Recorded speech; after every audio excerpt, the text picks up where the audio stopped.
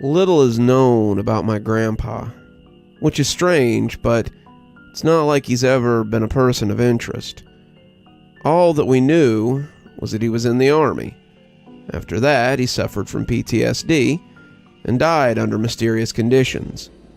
The end. It was December 2017. Nathan and I were home decorating for Christmas. Mom was out on a shopping spree. We were jerking around when Des showed up, a longtime friend of mine. With the three of us in the house, something was bound to happen. Nathan decided to go call his girlfriend, Anne. They'd been going out a couple of days now. "Dude, who's this?" Des pointed to the urn that was situated under the tree. "That's Grandpa. You can touch him. I know you're into freaky stuff." But it was already too late. His hands were all over the thing. Des had already opened the urn. Looks like drugs.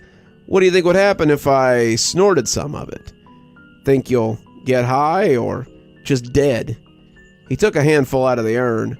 I inched closer to try and take it away from him. "Dude, come on. I don't think you'd get high." "Probably not." He raised an eyebrow and smirked. I knew that look. We'd been friends for over a decade, and I could tell when he had a messed up idea. He was an idiot. Maybe so was I. That's when we got along. Plan was simple. Get Nathan to snort the grandpa ashes and get first-hand experience of what would happen. Chances are, nothing would happen. I got the camera ready while Des planted some ash residue on the top lip and nostril to act like he'd already snorted some. With the ash residue on his nose, it was go time. Knowing my little brother, he'd be too innocent and too easy to fool. "What are you guys up to?" he asked, when he saw Des wiping his nose and howling. "Whew! Now that you're done taking care of business, my boy, how about some of this?" Des grabbed him by the neck, leading him to the table where lines of something were spread out. "I don't know, man. I don't think he can handle it," I said, looking at Nathan as I gaslighted him to get a reaction. See, the thing is, if he'd known me better, he would have seen right through me.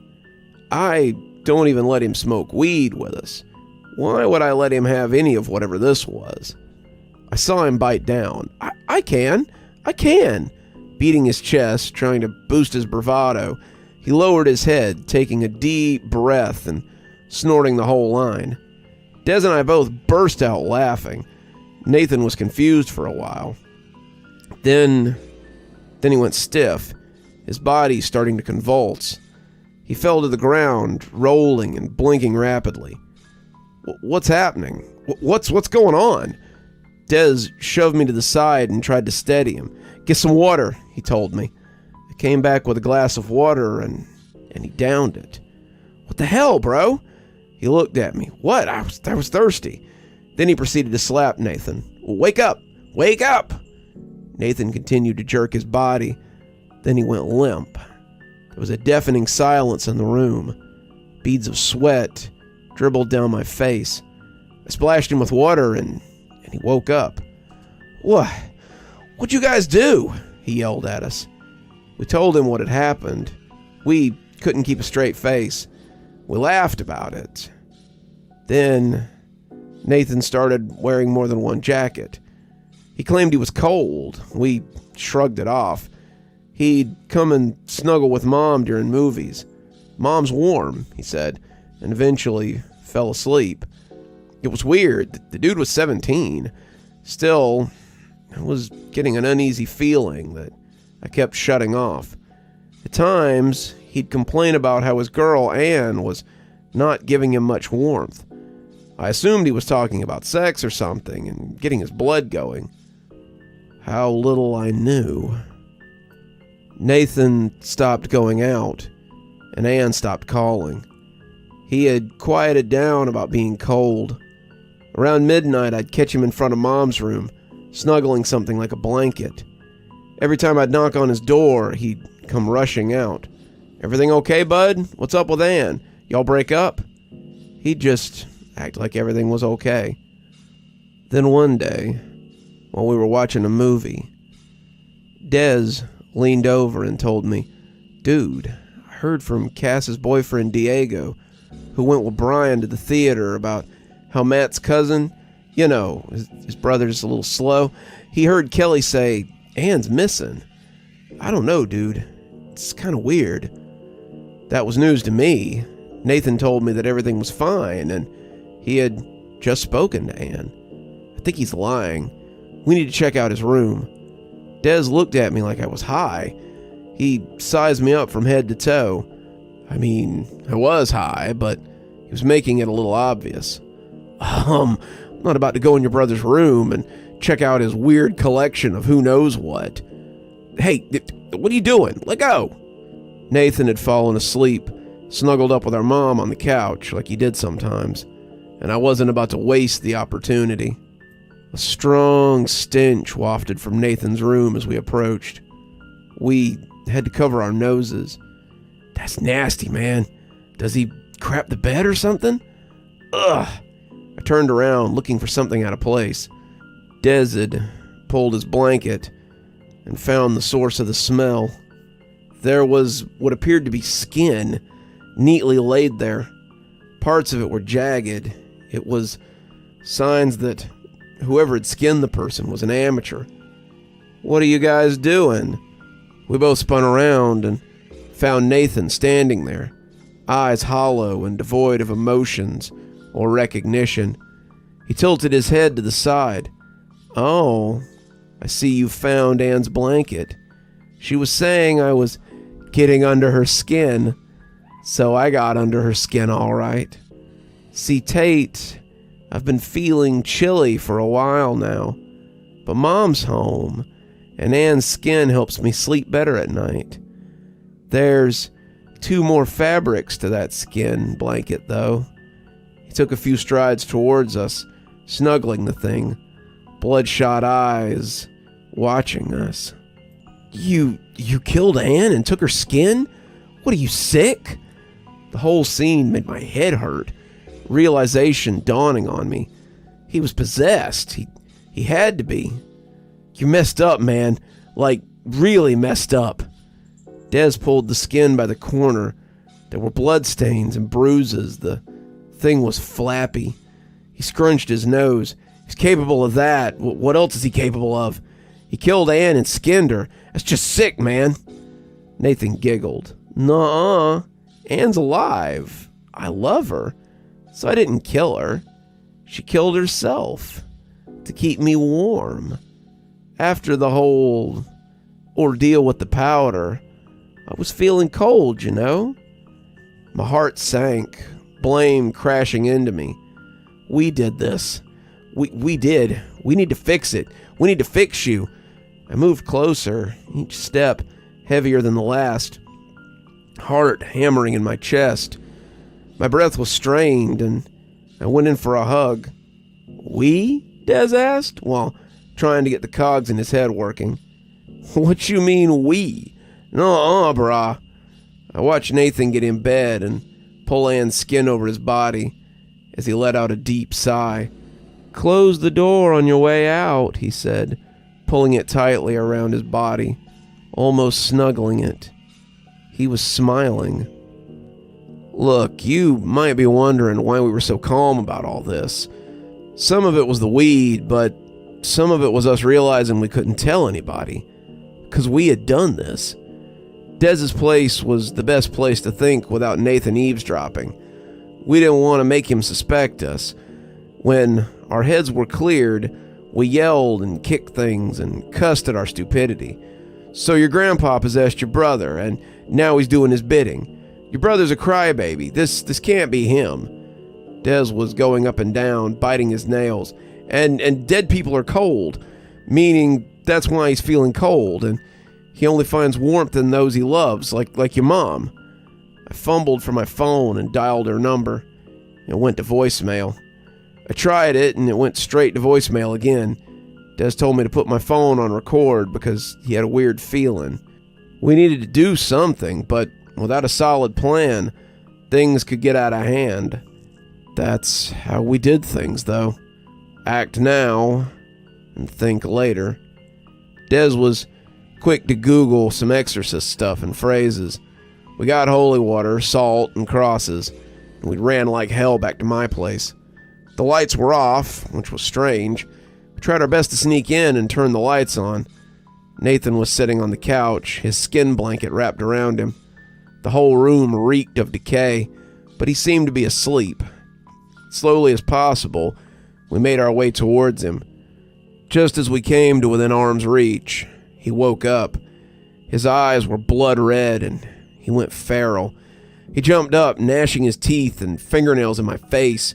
He was clawing with that thing dangling off his shoulder like a cape.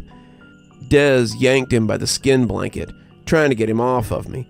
Oh my God, it's so slippery, it stinks. Nathan turned around and headbutted him, and he fell with his nose bleeding.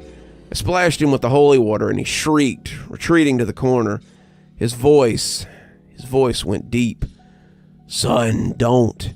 It's Grandpa Max. I'm so cold. I splashed him some more, and he whimpered, demurring as his demeanor changed. Tate, what's happening? What are you doing? It was my brother's voice, his eyes pleading. Please, help me. I'm so cold. Everything around me became muffled. I looked at what I was doing, then back to the person before me. I'm sorry. Des pushed me to the side and threw salt on him, yelling, Exi ergo transgressor, exi ergo transgressor, exi subtutor plene omne dolo et fabulace. Vertitus immiscique innocentium persuator. Nathan growled through gritted teeth as Des went on speaking that faux Latin.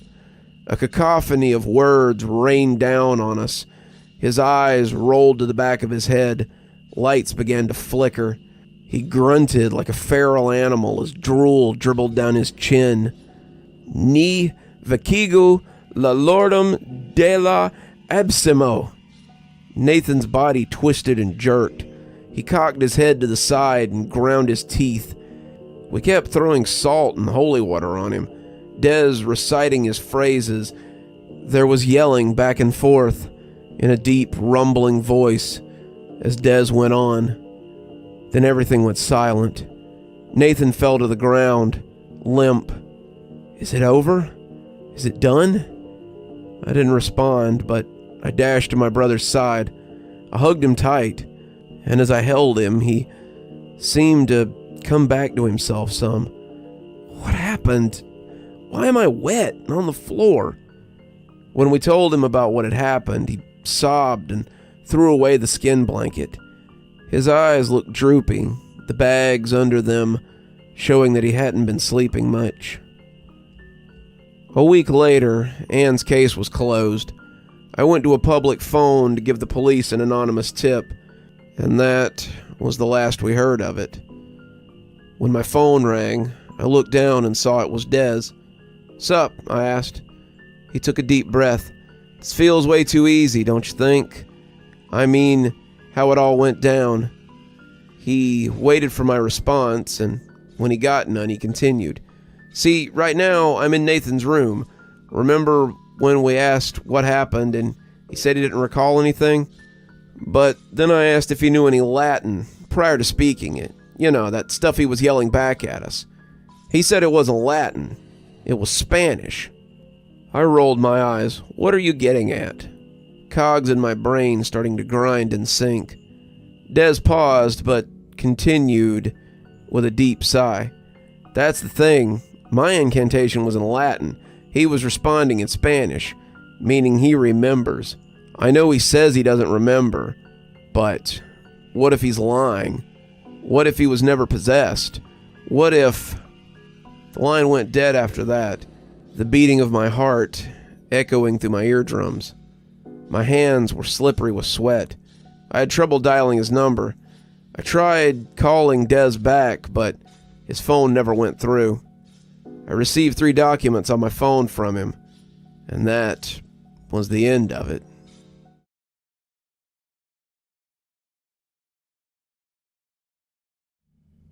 You ever heard of Millie, the hanged lady? That's what Josh, my best friend, asked me one night while we were camping in the woods. Seriously, is this another story you made up, Josh? Asked Sue skeptically.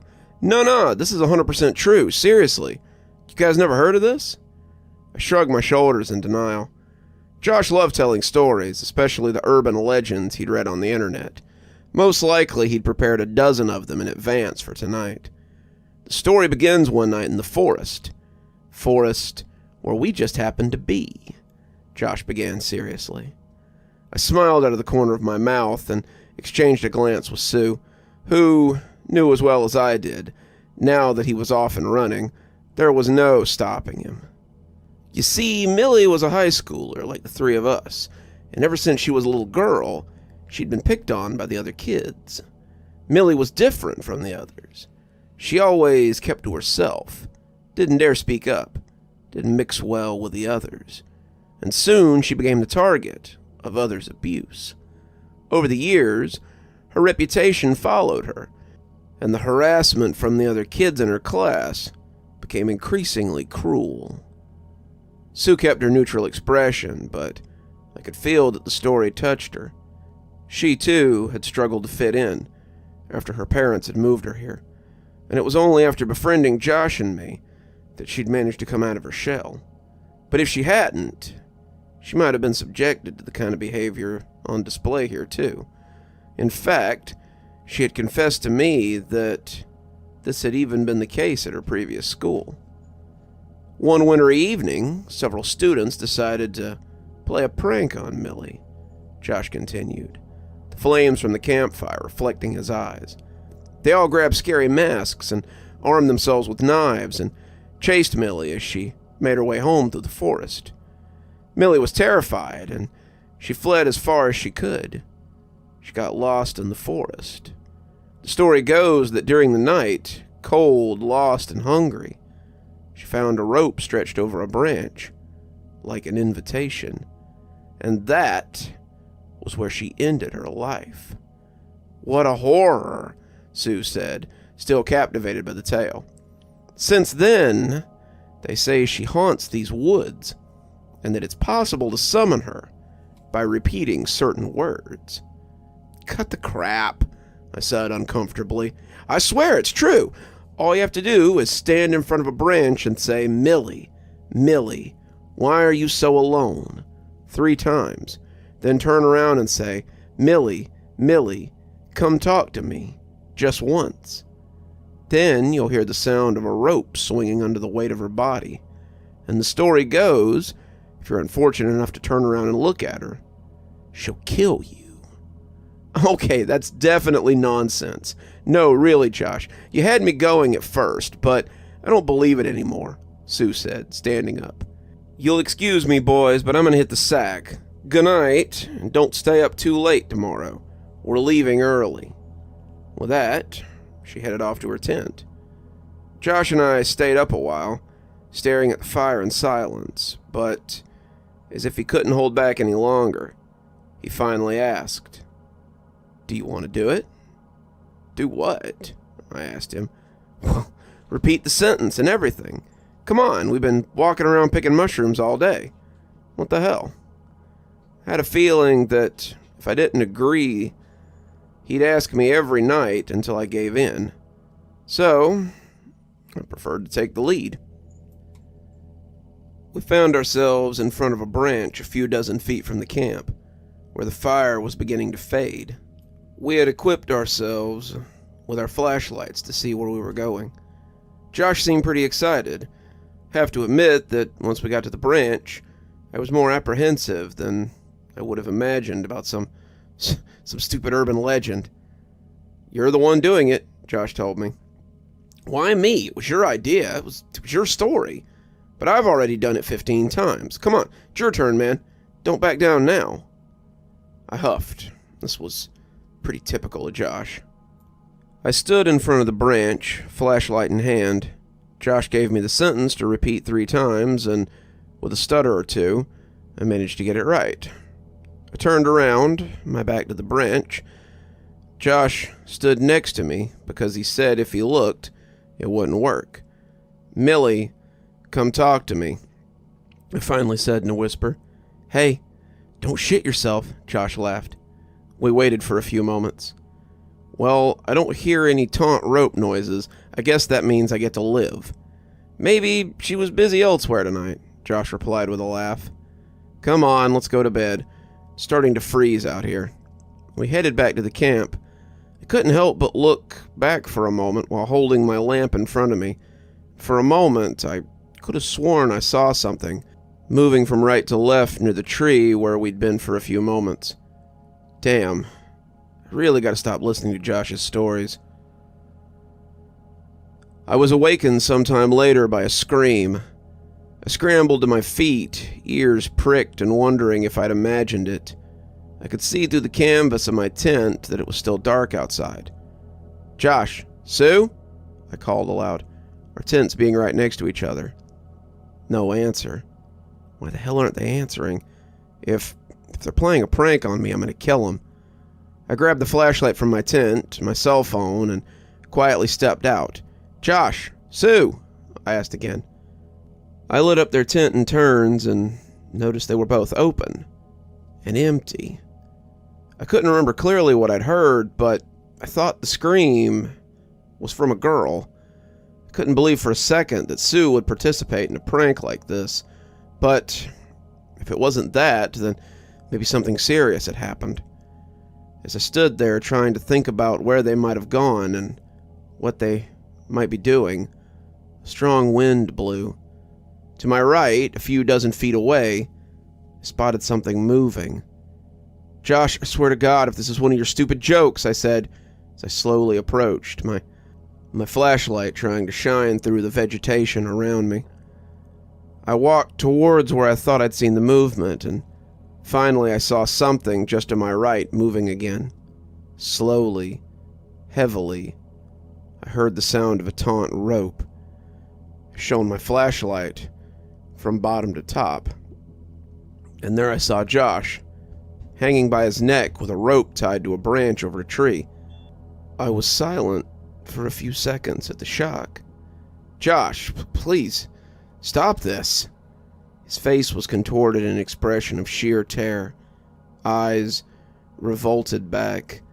His skin was blue, lifeless.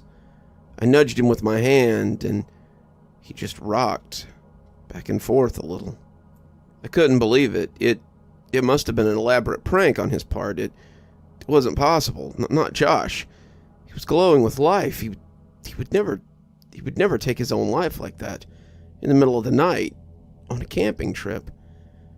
The reality finally dawned on me, and I was overcome by a violent sob. My legs buckled, and I threw up on the ground. As I wiped my mouth, my eyes misty with tears, I heard something impossible. The sound of a taut rope slowly swinging right behind me. I straightened up, the sensation of mortal danger just behind my neck. "Who's there?" I asked, my voice trembling and still tight. The rope suddenly stopped moving. "Why don't you look at me?" said a feminine voice from beyond the grave, whose windpipe seemed to be strangled. What? Your friend looked at me. Look at him now. He's so much happier here with me." I remained silent, my eyes fixed in front of me, as if frozen in place. "It's impossible. She can't be real. You're having a nightmare. Wake up, wake up, wake up. Look at me." I ran. I didn't know where, and I didn't care. She'd killed Josh, and now this thing, whatever it was after me. After a minute, I remembered Sue's scream. She must have been awakened like me, maybe by Josh getting up, or when he'd been killed. She must have discovered the corpse, too. With any luck, she'd managed to escape. I figured if she'd gone off with her cell phone, she'd have tried to escape to the nearest road, which was about 15 miles, even though there was no way she could get there before the night was over. I tried calling the police and my parents without success, but luckily the GPS still seemed to work, so I followed the direction. I was walking fast, so as not to collapse on the ground from exhaustion. I was already out of breath, and I couldn't stop. I always made sure to aim my flashlight at the ground in front of me to be on the safe side. The urban legend Josh had told me had said that you had to turn around and look at her for her to kill you, so maybe I shouldn't look her in the eye.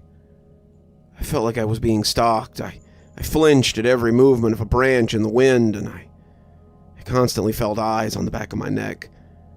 But I was too scared to turn around. I had to get the hell out of the forest. Sorry, Josh. I promise I'll come back for you as soon as I find some help. I spotted an abandoned cabin we'd seen on the way here. I remembered that Sue had said that this was where we would find shelter if there was a storm or something. Suddenly I saw a light pierce the darkness through the wooden planks of the cabin. I sprinted towards it. Sue! Sue, I'm coming! I shouted out of breath. I stepped inside, the boards creaking beneath my feet. The light streamed in from under the door, and the cabin only had the one bedroom. I crossed the space between me and the door, glad I'd found Sue before I fled this place. I put my hand on the door handle. Sue? I paused. Silence was unnatural. Something was wrong. Sue, are you okay? I asked through the door, my hand still on the handle. Answer me, please. You're freaking me out. Josh is dead, and the thing that killed him is still around. We need to get the hell out of here. No response. Sue! I noticed the light moving under the door, as if someone was holding the strap at the end of their finger and swinging right to left. No, no, no, no, no, no, no, I said in horror. In response, a childish laugh rang out from behind the door. I ran to the front door, which opened with a shove on my shoulder, and ran straight out of there. After a minute, I collapsed on the ground. It forced me to stop and think about what had happened. Maybe it wasn't Sue. Maybe this thing had managed to grab a flashlight and was just playing games with me. After all, I had no idea the extent of its abilities. I kept my eyes on my knees as I pondered what I'd seen. Then I heard it. The sound which I could now detect amongst any other sound. The sound of a rope stretching taut, swinging from left to right. Sound wasn't coming from behind me this time.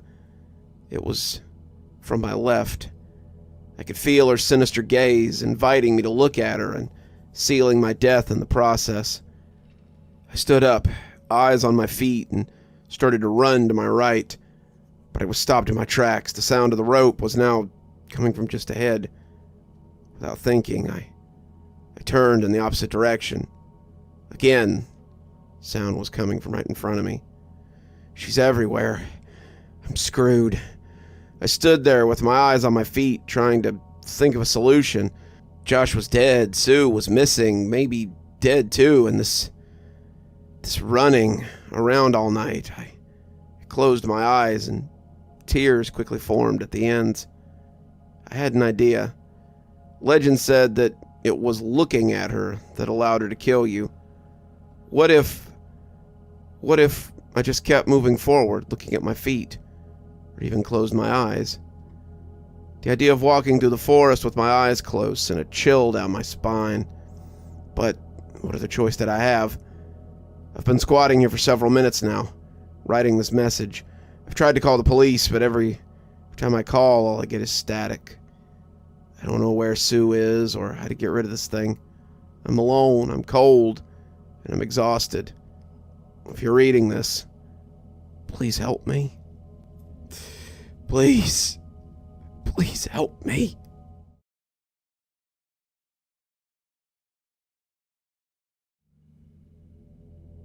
The self-haunted man jostled the scraping limbs of wild and accusing foliage.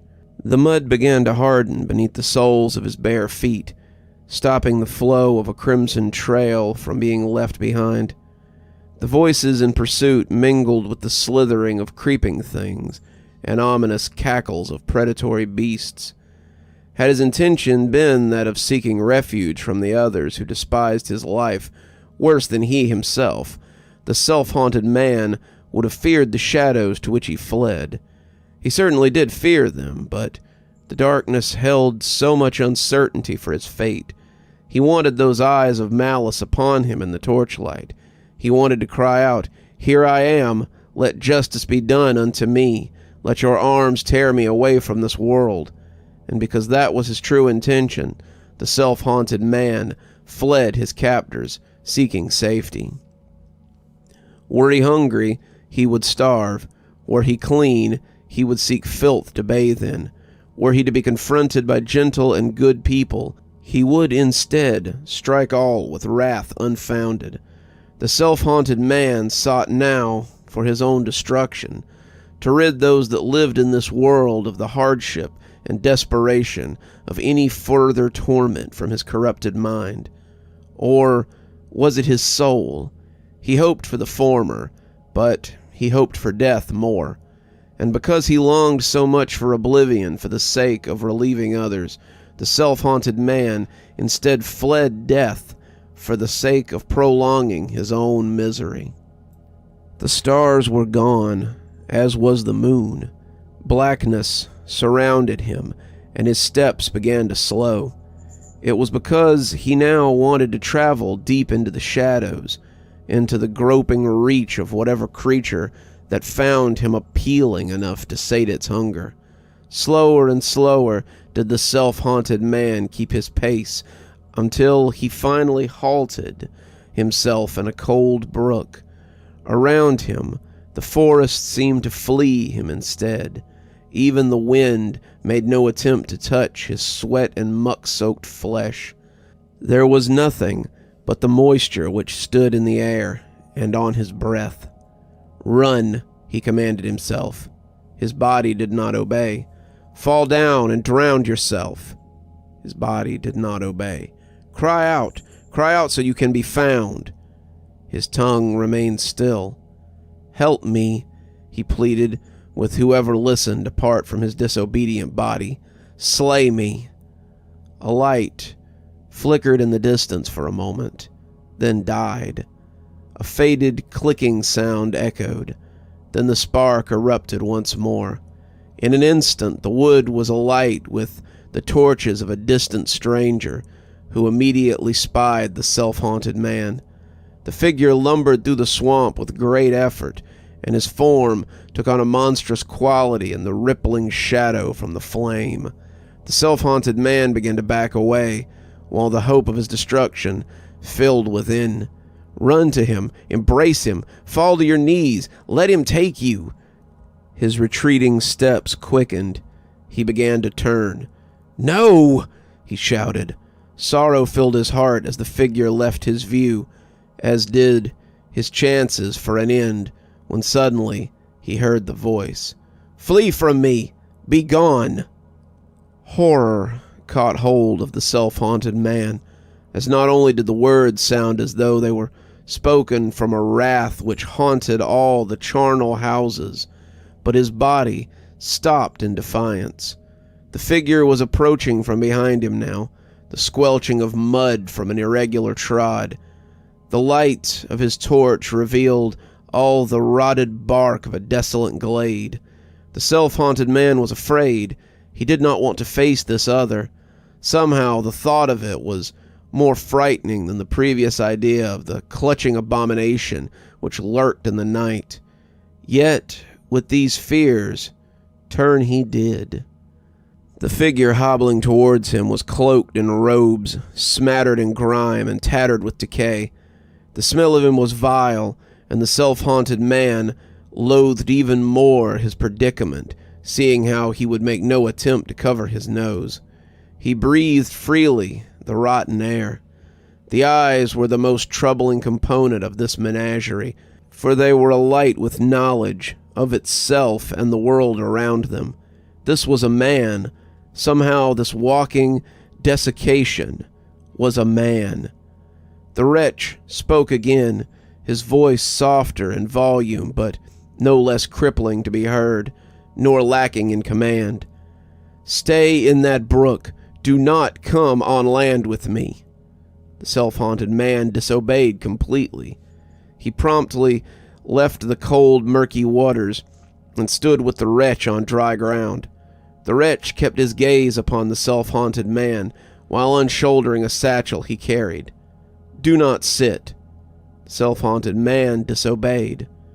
The wretch slowly hunkered down to the earth before him and stuck the torch into the soft soil. He set the satchel into the small space between and said, "Do not open this." As not commanded, the self-haunted man pulled open the drawstring bag and found a large bread loaf and a water skin. He was relieved at the sight, even if it belonged to the wretch, but he knew that he could not make himself eat or drink. Then he heard the wretch speak for him to not do as he desired. The bread was delicious and filling. The only time he would ever eat is when he wanted to succumb to starvation. The water was pure. Likewise, he would never quench his thirst unless he gave in to death. The self-haunted man was restored, as much as he could have ever considered it possible, and yet he pondered the meaning of this charity. He wanted to thank the wretch for his mercy. He reached forward and smote his benefactor with a painful palm. The wretch looked back after the blow and simply said, "You're welcome." The self-haunted man was commanded by the wretch to stay awake throughout the rest of the night, to which he disobeyed. In the morning, the black veil over the foliage was driven away, and the swampland was revealed around the two men. The self-haunted man was glad to have rested so well, but despaired, knowing that he had the fresh vigor to unintentionally cause strife among his fellows. What were the reasons for sustaining the unsustainable? Why keep alive a flame which threatens to grow out of control? "You are a cursed man," said the wretch, "one who has set aside for a holy purpose, to which the evils of this world would know from your birth. As a child you walked in the moonlight, and that which is whole delighted in the sight of your promise. But she knew your strength was in your intent to help those who were hurting, to guide those lost into the light of the crescent moon. She severed your soul with a polished glass, to which your reflection alone understands what you intend." Tears filled the eyes of the self-haunted man as he laughed at the wretch's scorn, but the wretch continued, "For you to do good, you must have to intend evil. For you to help, you mean to harm. To love without, you hate within. You could not accept this. She knew you could not accept this. But to want to do good, you would do evil." The wretch reached out and grabbed the arm of the self-haunted man. When he would have allowed this, he began to fight the wretch, struggling to pull free. He wanted to listen. He wanted to be a man sacred and a benefit to the world. But with the longing came the violence to free himself from the one man who could help him. But the wretch remained calm and held him tightly in place. The self-haunted man was embraced by the rot and stink of this vile thing. He was disgusted by him, even though he loved him. He did not want to be held by the corpse, even though he had fed him. He wanted to scream from the appalling sight of this most precious being that was able to see within and speak to the voice never heard. Instead, the self-haunted man ceased from the struggle, and in a brief moment of affection and self-reflection, he returned to the embrace of the wretch. His mind was quiet. There were no commands to be disobeyed, no intention to be fled from. They were the same, soldiers in the same army, fighting in the same war. He began to sob into the rotten cowl of the wretch, and the wretch held him until he stopped. When it ended, the self-haunted man stepped away from his friend when he wanted to stay. He walked on into the day which he did not want to face. He would be among people when he wished to remain alone, but his intentions were to be sacred, to be a benefit, to be whole.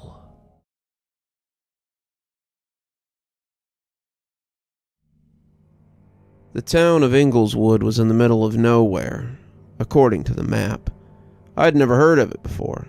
Neither had any of my friends when I asked them before leaving. Even more strange was receiving a correspondence from a relation I hadn't spoken to since I was a young child.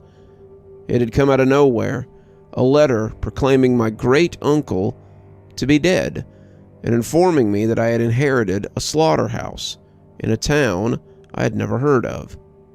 A slaughterhouse, of all things. I might have thought it was a prank, had there not been a rusted metal key included in the letter. Somehow, part of me knew the key was real, and that it belonged to the slaughterhouse my great-uncle had once owned.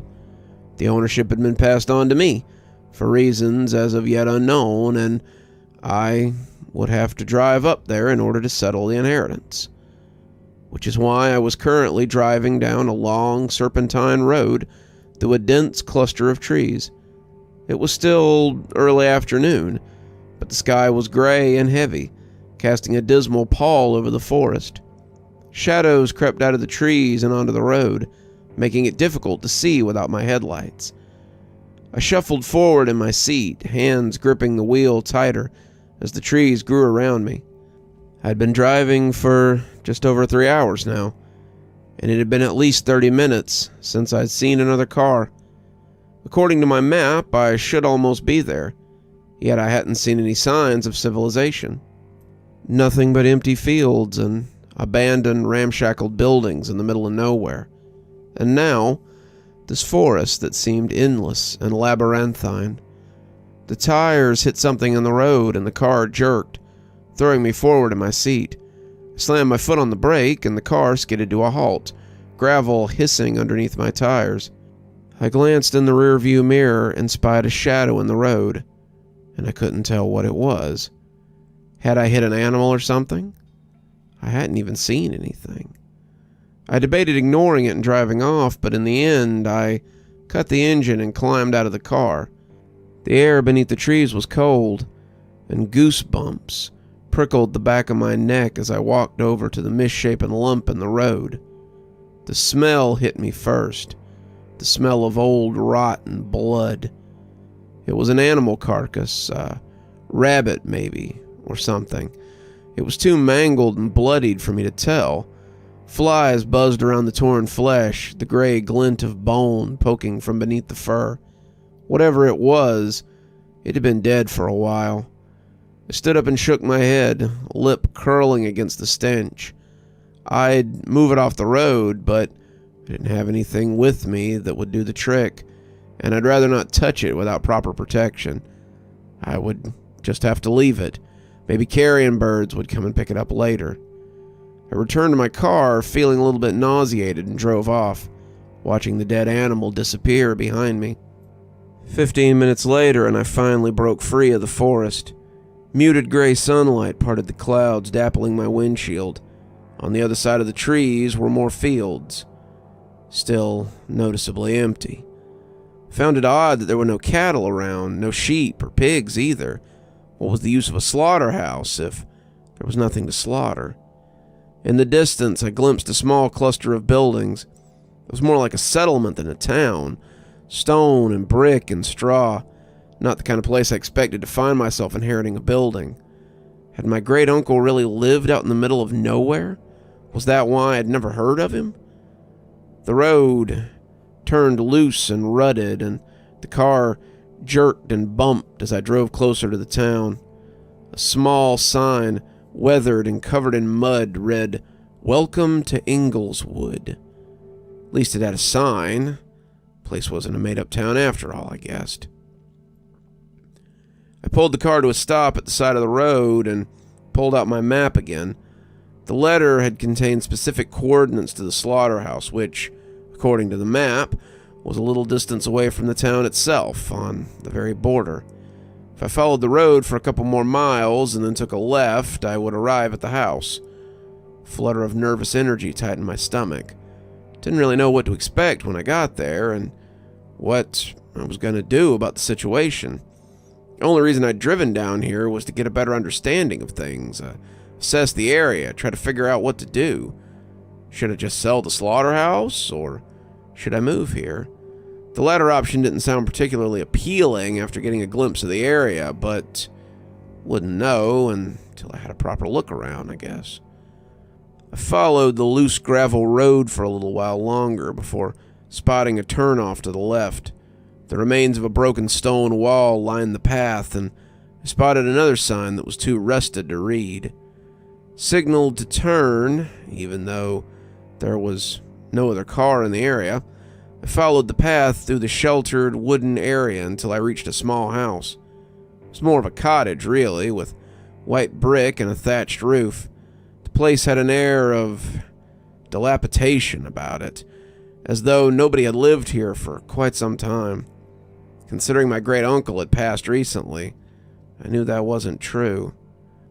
Beside the house was a large freestanding shed.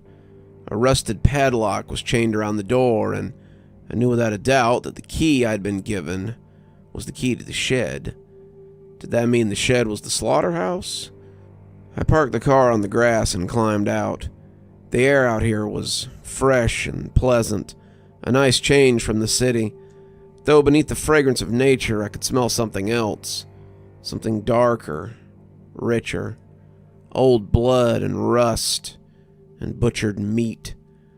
I threw a brief glance at my surroundings. My gaze skimmed past the trees and the field and the faint curl of smoke blotting the distant sky. I couldn't hear anything beyond the wind. No bird song, no chittering bugs. Couldn't hear cars or people or anything that would suggest there was a town nearby. I let out a sigh.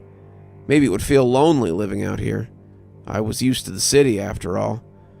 I grabbed my rucksack from the truck and fished out the letter and the key I'd been given. No key to the house, which was odd. I'd phoned my great-uncle's executor before driving out here, but apparently all material belongings were still inside the house, and the shed key was the only thing that had been passed on to me directly. I walked up to the cottage door and tried the handle. Locked, unsurprisingly. If I couldn't figure out a way to get inside, I'd call the damn locksmith out here, which could take hours. Muttering in frustration, I began rooting around the rocks and broken plant pots sitting outside the cottage. Whatever plants had once resided there were now withered and shriveled, their roots black and gnarled as they poked through the soil. I turned one of the empty pots over and grinned when my eyes caught a glint of silver. I hadn't really gotten my hopes up, so finding the key immediately lifted my spirits. At least now I could get inside the house. Leaving the slaughterhouse locked for now, I headed inside the cottage. The air was stale and heavy with dust, and my eyes immediately started to water. How long had it been since anyone had opened that door? I wasn't familiar with the circumstances of my great-uncle's death, so I wasn't sure if he'd spent his last moments in the house or not. That thought made me shudder, as my nose picked up the smell of damp and mold. Apart from some minimal furnishings, the house was mostly bare.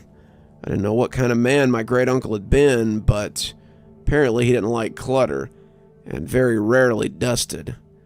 I ran a finger over the sideboard in the hallway and grimaced as a thick layer of dust clung to my skin. If I did decide to stay here, I was going to take a lot of work to get this place up to standard. The longer I stayed here, the more I wanted to leave without looking around. But I couldn't ignore it forever. At some point, I had to assess the state of the slaughterhouse and make a decision about what to do. I went through each room, casting a cursory look over the furniture and testing the electricity and the water supply. Everything seemed to be running, which was a bonus. I'd already planned to stay the night here, so having hot water and lights would make it a lot easier. Upstairs, I paused on the landing and peered out the window. At the back of the house was a field of brown, uncut grass and some stilted shrubs. I could see the edges of the shed beside the cottage, the old wood stained and weathered. In the distance, I could see the cluster of houses that formed the village. As I was about to turn away, I glimpsed movement at the edge of the property, amongst the tree line. Someone stood between the trees, watching me. I couldn't get a good view of their face, but in the brief glance, it seemed gray and hollow, like wax. The figure darted away through the trees and disappeared. I frowned, the unease from earlier returning. Was it a villager? Shaking it off, I searched the upstairs room. Large master bedroom and bathroom, a linen cupboard, a smaller guest bedroom, and that was all that was here. Like downstairs, everything up here was old and run down, and covered in a thick layer of dust and mildew. I closed the bedroom door behind me and went back down into the kitchen, where I'd left my rucksack. The rusted key to the slaughterhouse sat on the table, just where I'd left it. I figured it was about time to see what I was dealing with next door.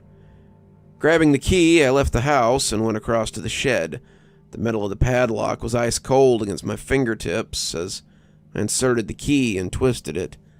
The lock fell away and the door edged open with a creak. Shadows spilling out across my feet. I peered into the darkness as I gripped the edge of the door and pulled it open further. The air inside smelled stale and old. The same undercurrent of old blood ran beneath the surface. Drawing in a deep breath, I pushed the rest of the way in and stepped inside, letting the dull afternoon light filter inside. The slaughterhouse was nothing like what I'd expected. Inside was nothing but an empty shed. The wood was damp and starting to rot, the ground full of old hay. There was no equipment that you'd expect in a slaughterhouse. No cold room to store meat. It was just an empty shed. Perhaps it wasn't a functioning slaughterhouse after all.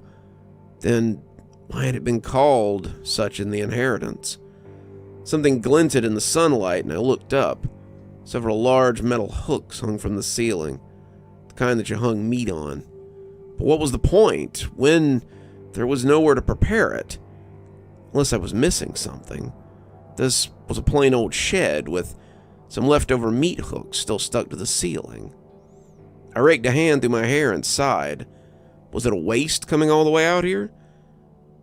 I shook my head. Not a waste. I still had to figure out what to do with this place, now that it was legally mine. Leaving the slaughterhouse, I relocked it and pocketed the key before heading back into the house.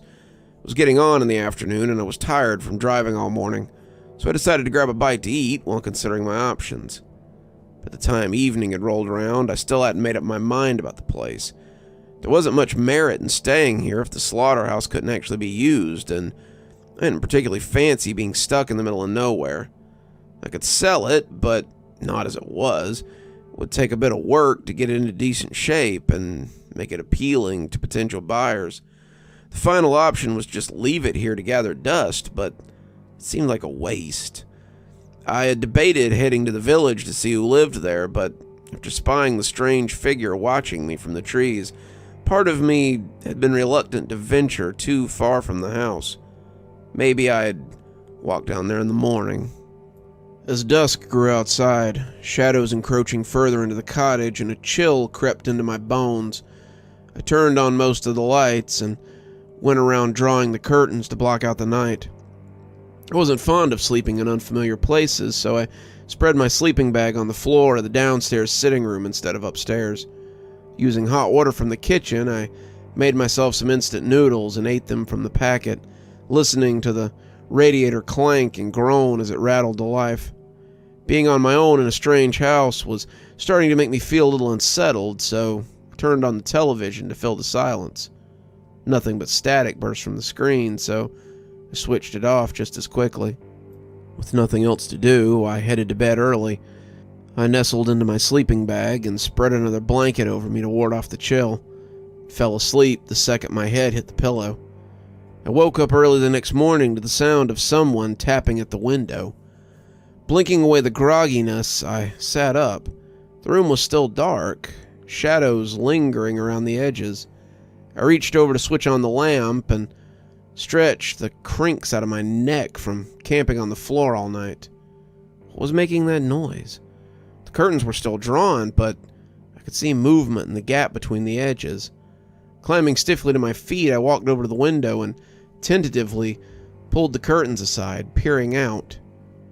A beady black eye stared back. It was a crow. Ruffling its inky black feathers, It tapped its beak 3 more times against the glass before flying away. I watched it go, frowning. Dawn had yet to break, and the sky was still in the clutches of night. According to my watch, it wasn't even 5 a.m. yet.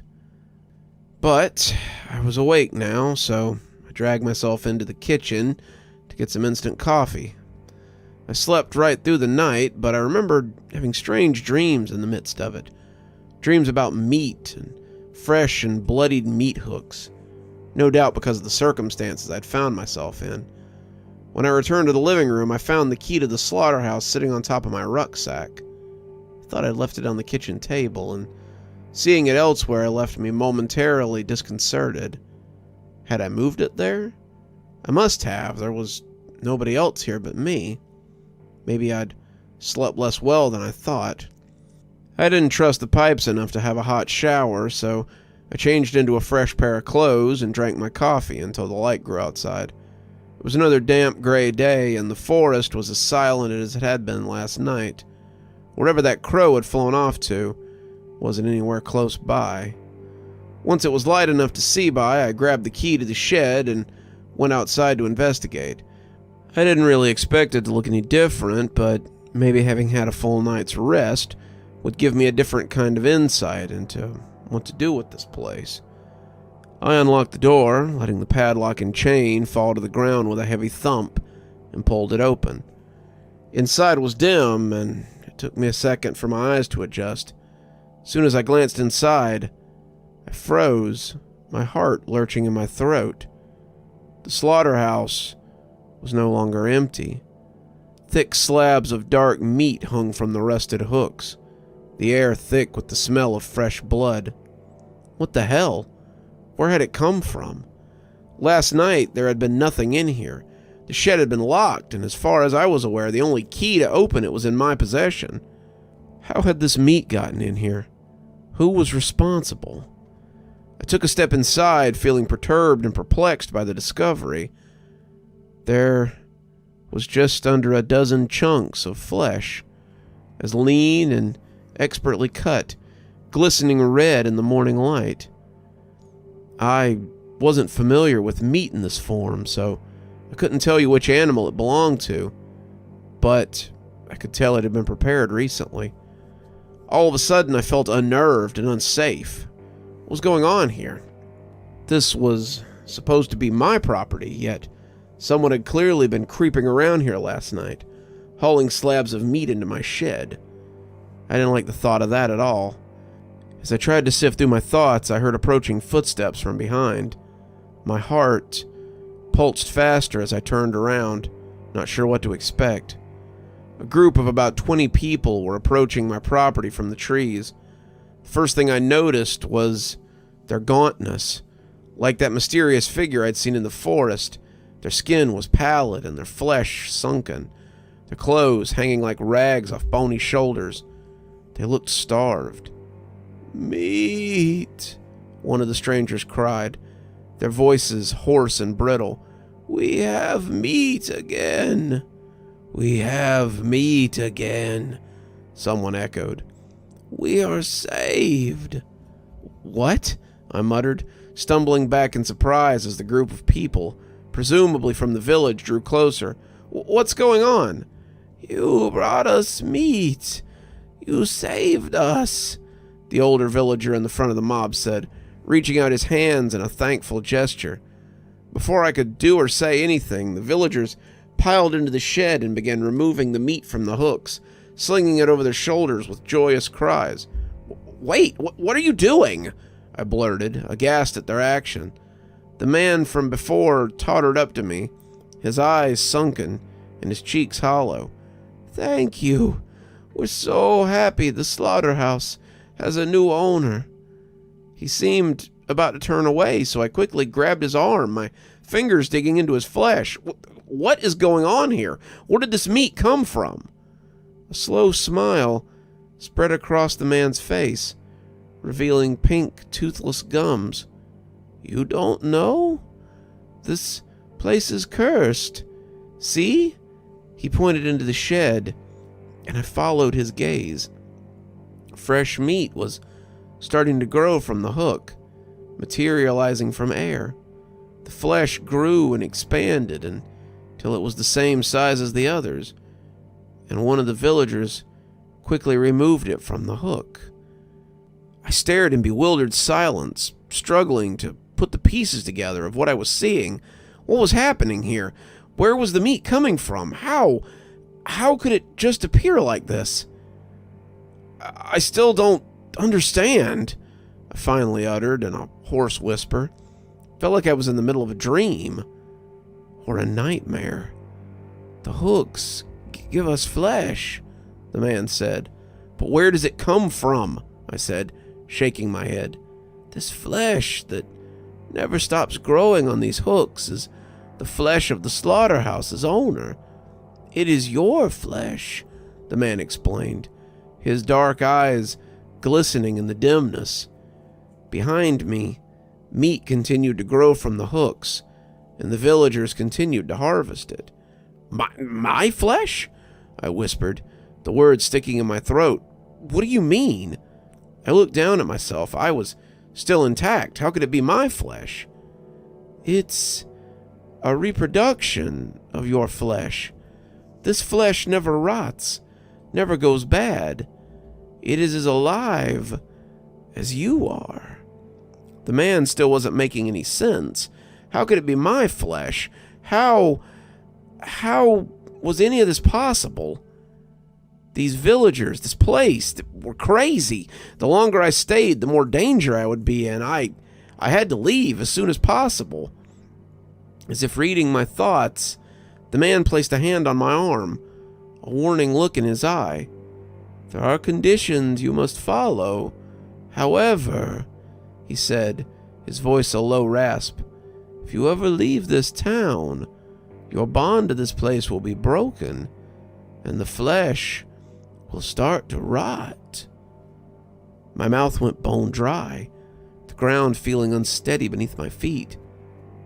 You mean, he nodded, when the meat begins to rot, so do you.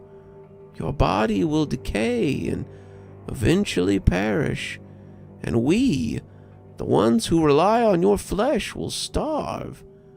You have no choice but to stay here for the rest of your life and feed us with the flesh from your body.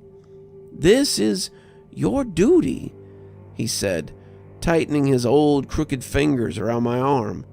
There is no escape.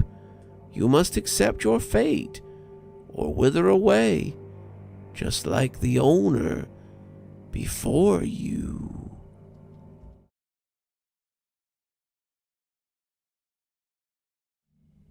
My name's John. I'm in my 20s and I just moved out of my parents' house. I'm in search of lower cost living, and I decided to move to a small town in Rainville Bay, southwest Michigan. It's one of those American towns you see in movies, spaced out houses, all built similarly. Most of the residents are elderly, making it very quiet for most of the year. No noisy parties, speeding cars, or anything like that, which I particularly love. However, shortly after moving, I noticed something weird. My neighbor, Mr. Anderson, has a peculiar habit of lighting a candle every night, religiously, at about 11:50 p.m., and placing it in his window. He stands there for about 15 minutes, gazing at it, and then he goes to sleep. On nights of strong wind or rain, he tends to shield it with something similar to a lantern. My curiosity was piqued, and I really wanted to know what it was all about. Was it a superstition? A local tradition, ancient enough for only the oldest or elderliest to remember? I don't even know how to ask him about it. I briefly mentioned it to an elderly woman, Mrs. Percy, a very kind neighbor who often shows up at my door with sweets and cakes. When I asked, however, she simply changed the subject, and this has happened more than once. One day, gathering my courage to approach Mr. Anderson directly, I walked up to his door and knocked. He opened with a friendly enough smile, and I hesitantly started asking him about the candle. He listened to my question, and for a moment, his eyes seemed pretty distant, as if recalling something. Then, he simply told me it was a family tradition, nothing for me to worry about.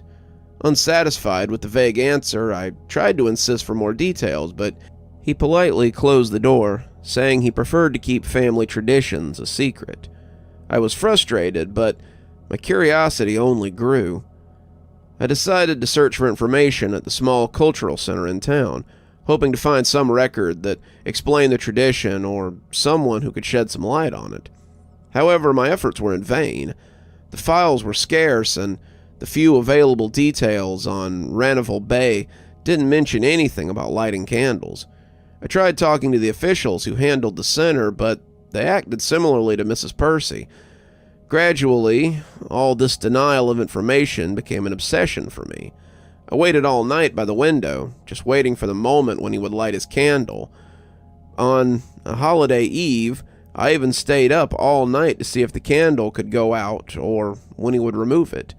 He removed it at exactly 5:55 a.m. I was running out of ideas. For a while, I even kept an eye on the neighbors' houses, watching if they would do the same. For some reason, only Mr. Anderson had this habit. With few options left, I went for my emergency plan. On that day, at exactly 11:50, I placed a candle in my window and lit it. It had been an intense work day, and I really needed to sleep, but I just couldn't. I sat in an uncomfortable chair in my room, facing the candle to avoid falling asleep. It didn't work so well because, slowly, Orpheus called me with his sweet song, leading me to Hypnos's arms. I relaxed, unconscious, when I heard a noise that made me jump from my chair. It was knocks, something hitting against the wood of my door. I looked through the window and saw Mr. Anderson at my doorstep. He knocked once more. "I need to come in," he shouted. "Let me in." I rushed down the stairs, still confused with everything. I approached the door as the pleas intensified, but when I reached the door, about to grab the handle, something triggered my instinct. I felt there was something wrong, and I decided to check before opening. I approached the peephole, staring at the one who disturbed my sleep. He was there, the familiar neighbor, but different. His mouth was open at an unconventional angle. His voice didn't come from his lips. It seemed to emanate from the black hole that was his mouth. His eyes darted frantically from side to side, unfocused on anything. From his chin, a thick foam dripped, forming puddles on the floor. His arms were bleeding and twisted, seemed crushed by the wood. Judging by the way they contorted, the blows intensified, almost as if the door was about to come off its hinges. I ran to one of the cabinets and pushed it to block the passage. It went on like that till about 5:50 a.m. I wondered why no neighbors had woke up with all this racket. I saw him through the window returning to his home, entering at exactly 5:55 a.m., appearing at his window to remove the candle. The rest of the day was a nightmare. I was sleep-deprived and had to drink about 5 cups of coffee to make it through the workday. The sleepless night left me like a human wreck. I had to go to work in that state, and the 5th cup of coffee in my hand felt like an illusionary comfort as I tried to stay awake. I couldn't help but think about the events of the previous night, the image of Mr. Anderson desperately banging on my door, haunting my thoughts with every blink. At the end of the workday, I decided I needed to understand what was going on. I took the way back home, nervous and tense. The town was shrouded in a peculiar silence, and the lights of the house hummed faintly. The street was deserted, with no signs of life besides me and the small details that made up the landscape, like the occasional passing car or barking dog. As I approached the home, I spotted Mr. Anderson in the distance. A wave of terror hit me, and I thought about turning back, avoiding the inevitable encounter. However, something inside me insisted that I needed to face the situation. He was walking slowly towards me, completely normal. His friendly and welcoming smile was back, in contrast to the hole that had been his mouth the night before. He waved when our eyes met. The scene was so distinct from the disturbing image of the previous night that I almost questioned my own sanity. "Afternoon, John," he greeted, as if nothing had happened. "Good afternoon, Mr. Anderson," I replied, trying to keep calm even though my heart was still racing. I hoped he would mention something about the previous night, but he continued the conversation as if nothing was different. We talked about the weather, the neighborhood, trivial things that made no sense in the face of the terrible experience we had shared. I was eager to get inside, past him, and went in, but before closing the door, I couldn't help but ask, "Mr. Anderson, are you okay?" He frowned as if trying to remember, but shrugged. "Oh, the usual, young man. A backache here and there, but nothing major." I didn't know what to think. His answer was so casual, as if I were imagining things. He greeted me, and I saw that there weren't any scars, let alone wounds on his hands or arms. Could it have been my imagination? Unfortunately not. I'm well aware of that now, because night after night, he comes to scream at my window, saying he needs to come in, regardless of whether I have a candle lit or not. Believe me, I've tried both solutions with no result. Really starting to get used to it. It wouldn't be such a big problem till yesterday. I was setting up the desk to block the door as usual. I had already put the furniture on standby when Mr. Anderson started his noisy night. I was about to go to my room, put on my headphones, and get some sleep when I passed the staircase facing the back door, and then, while my neighbor screamed desperately that he needed to come in, I heard a single knock on the door in front of me. Since I lit a candle in my window, my neighbors ask every night for me to let them in, and now there's something knocking on my back door, too.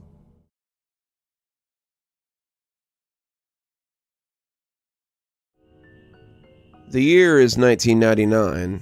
I was only 5 at the time, but I remember seeing it for the first time.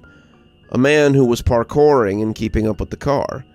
It would leap great distances and land every single jump. They would also grab swings and poles and run along the telephone wires. I was so invested in this imaginary being that I would name them Parkour Man. I'm almost certain anyone reading this has done the same in some capacity. But I never really thought too deeply about it, or why this was a phenomenon that we all share. Like the cool S that everyone used to draw, no one knows the origin of that parkour guy. Ever since I've gotten older, my ability to imagine the guy has gotten worse and worse, and eventually it stopped existing altogether. That is until last week. Monday of last week, to be exact. So ever since I was a child, I would get crazy migraines and body pains. I would also complain to my parents, saying how much it hurt, but they always chalked it up to growing pains or ADHD. Strangely enough, the pains and migraines started to become less and less frequent as I got older. This was the same time I started seeing less and less of the Parkour Man. Fast forward, and I'm now 29 and starting to get random pains and migraines again that I can't explain. So I did the adult thing and went to a doctor about my issues. They did some tests on my blood pressure and a urinalysis, and the doctor called me after a day or two. To my surprise, he told me I was just dehydrated and to drink plenty of water.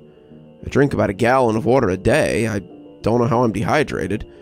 Eventually, my migraines became so frequent, my wife would be the one driving me around because I couldn't focus on the road with the pain I was in. Monday was when I started to see it again. The Parkour Man jumping from streetlight to building and down. Graciously tumbling and climbing. However, he was different this time. The parkour guy I knew wore a ninja mask and wore black clothes, but this one was just a silhouette, and he was constantly staring at me. I looked at my wife as we were going to my next appointment to resolve the problem and asked, "Have you ever looked out the window of a moving car and seen one of those imaginary parkour guys running alongside?" "Well, yeah, I do vaguely, but my life was different when I was a kid, and I couldn't sit still. I haven't in a while, but I imagine I would if I had to ride passenger all the time." She laughed, and I laughed along with her. I didn't tell her that he looked different, or that it was staring at me, or that I saw him at all. The doctor that day was confused about how I was still dehydrated, and prescribed me pills that would help with water retention. My health has declined, and I was starting to feel weaker and weaker as the day went by. Each day felt like I was crawling to get by, and my energy was way down.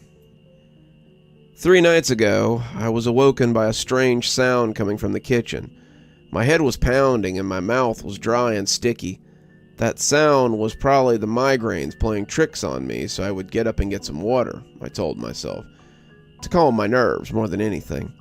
I slowly stumbled to the fridge where we kept a gallon of filtered water for when I needed something to drink, and I also grabbed a couple of Tylenol quick releases to help with the pain. I put the pills in my mouth and drank so much water I had to gasp for air. After I closed the fridge, I heard another strange sound, but this one was outside on my back porch. My porch is about 30 feet off the ground because the house is built on a steep hill.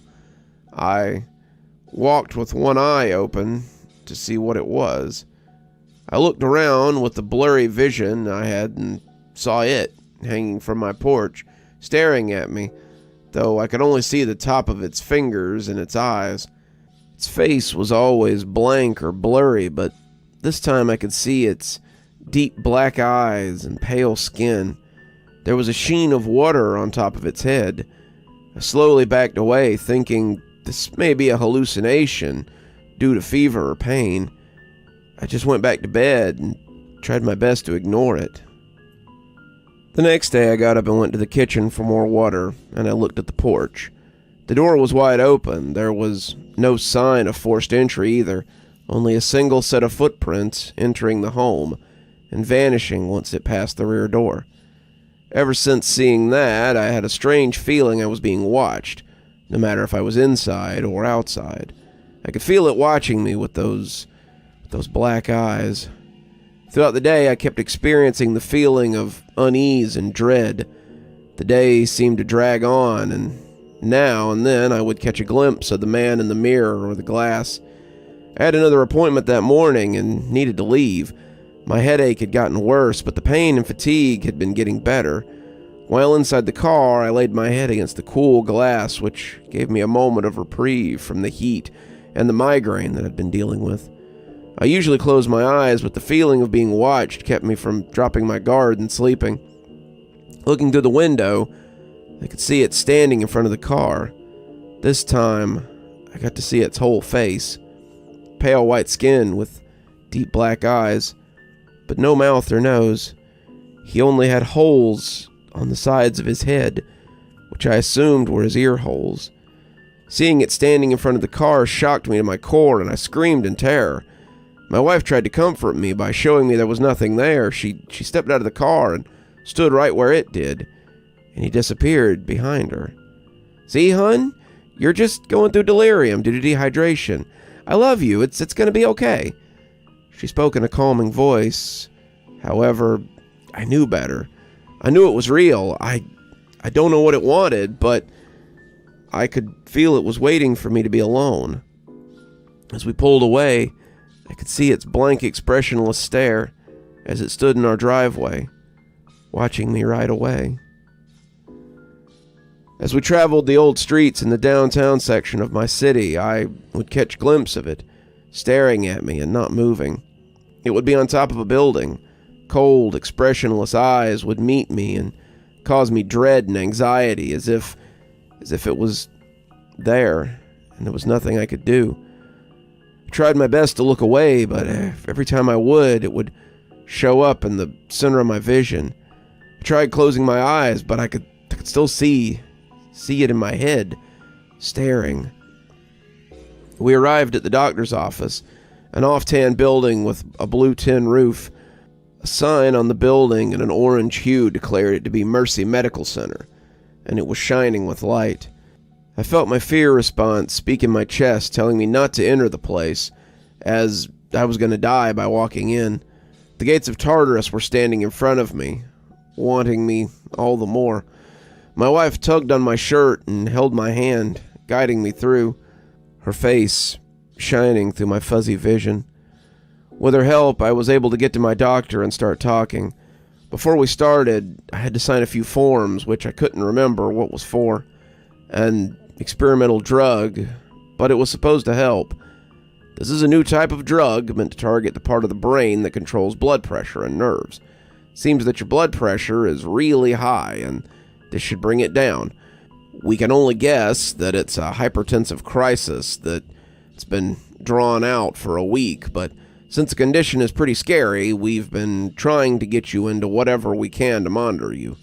I can give you a shot to take this medication, get it working now, and it'll last all day until around 6 a.m. He pulled out a syringe and plunged it gently into my arm. I sighed in relief as the medicine coursed through my veins. I could feel the pressure of my head reducing and the fuzzy blur starting to sharpen and fade away. I shook his hand and left with my wife. It was such a relief. I cried on the car ride home, being able to look out into the bright midday sky and feel the warmth of the sun on my skin without any of it being overbearing on my body. Best of all, it was no longer in sight, and the feeling of dread and overwhelming anxiety was fading into obscurity. Before we got home, we stopped at the local CVS to get the prescription needed. I got home and the colors were brighter than normal and everything felt better, cleaner, fresher. The lights in my room were clearer and the smell of the home felt more crisp. Everything was fine with no sign of it, and I just forgot all about it as well. I let my guard down. Last night, my dreams were a vivid tapestry of vibrant colors and motions that only Van Gogh could illustrate. It was surreal and amazing, however, this bliss that came to an abrupt stop when I was awoken by my wife's crying. "What's wrong, honey?" I said in a worried tone. The only thing illuminating the room was a soft green light shining from the alarm clock, saying it was 3 a.m. "It wants you, but you keep running. Why do you keep running?" she said. What do you mean?" I said, as I reached towards her hand to move them off her face. As her hands pulled down, I stared in abstract horror. Her eyes were missing, and ink ran down her face. "It needs you." My wife, what I thought was my wife, started to contort vocally and physically. Her bones snapped like fresh celery, and her voice became static as she brought her arms over her head to grab the bottom of her jaw and pull it sharply, ripping it off. The bed was flooded by her warm, viscous blood. In my horror, she kept crawling towards me, crying, asking me to stop taking the medicine. I looked towards the nightstand and saw it standing in the background, smiling at me from a mouth made from tattered flesh and gnarled teeth and the same black eyes. Before I could take the medication, it grabbed my wrist and leaned in close. "You have seen so much. You'll run out eventually, and when you do, I'll welcome you into the void." The searing pain left a black mark on my arm, and I reeled away, and as it just stood there, staring at me. I grabbed the pills and took one quickly, hoping the nightmare would end. It was when I woke up from the dream. My wife was there, sleeping soundly, and I reached over to see her face, but it was normal. I got up to go to the bathroom and wash my face for a minute. The cold water woke me up more. The sudden realization made me almost vomit, knowing what I was seeing was as real as it felt. I looked down at my arm. It's a handprint. It's black on my arm, like a fresh tattoo. I only have 30 days of pills, with my doctors no re-upping on them since they're experimental. Even typing this now, I can see him on my black screen, staring at my every move. What do you do when you meet an impossible situation like this?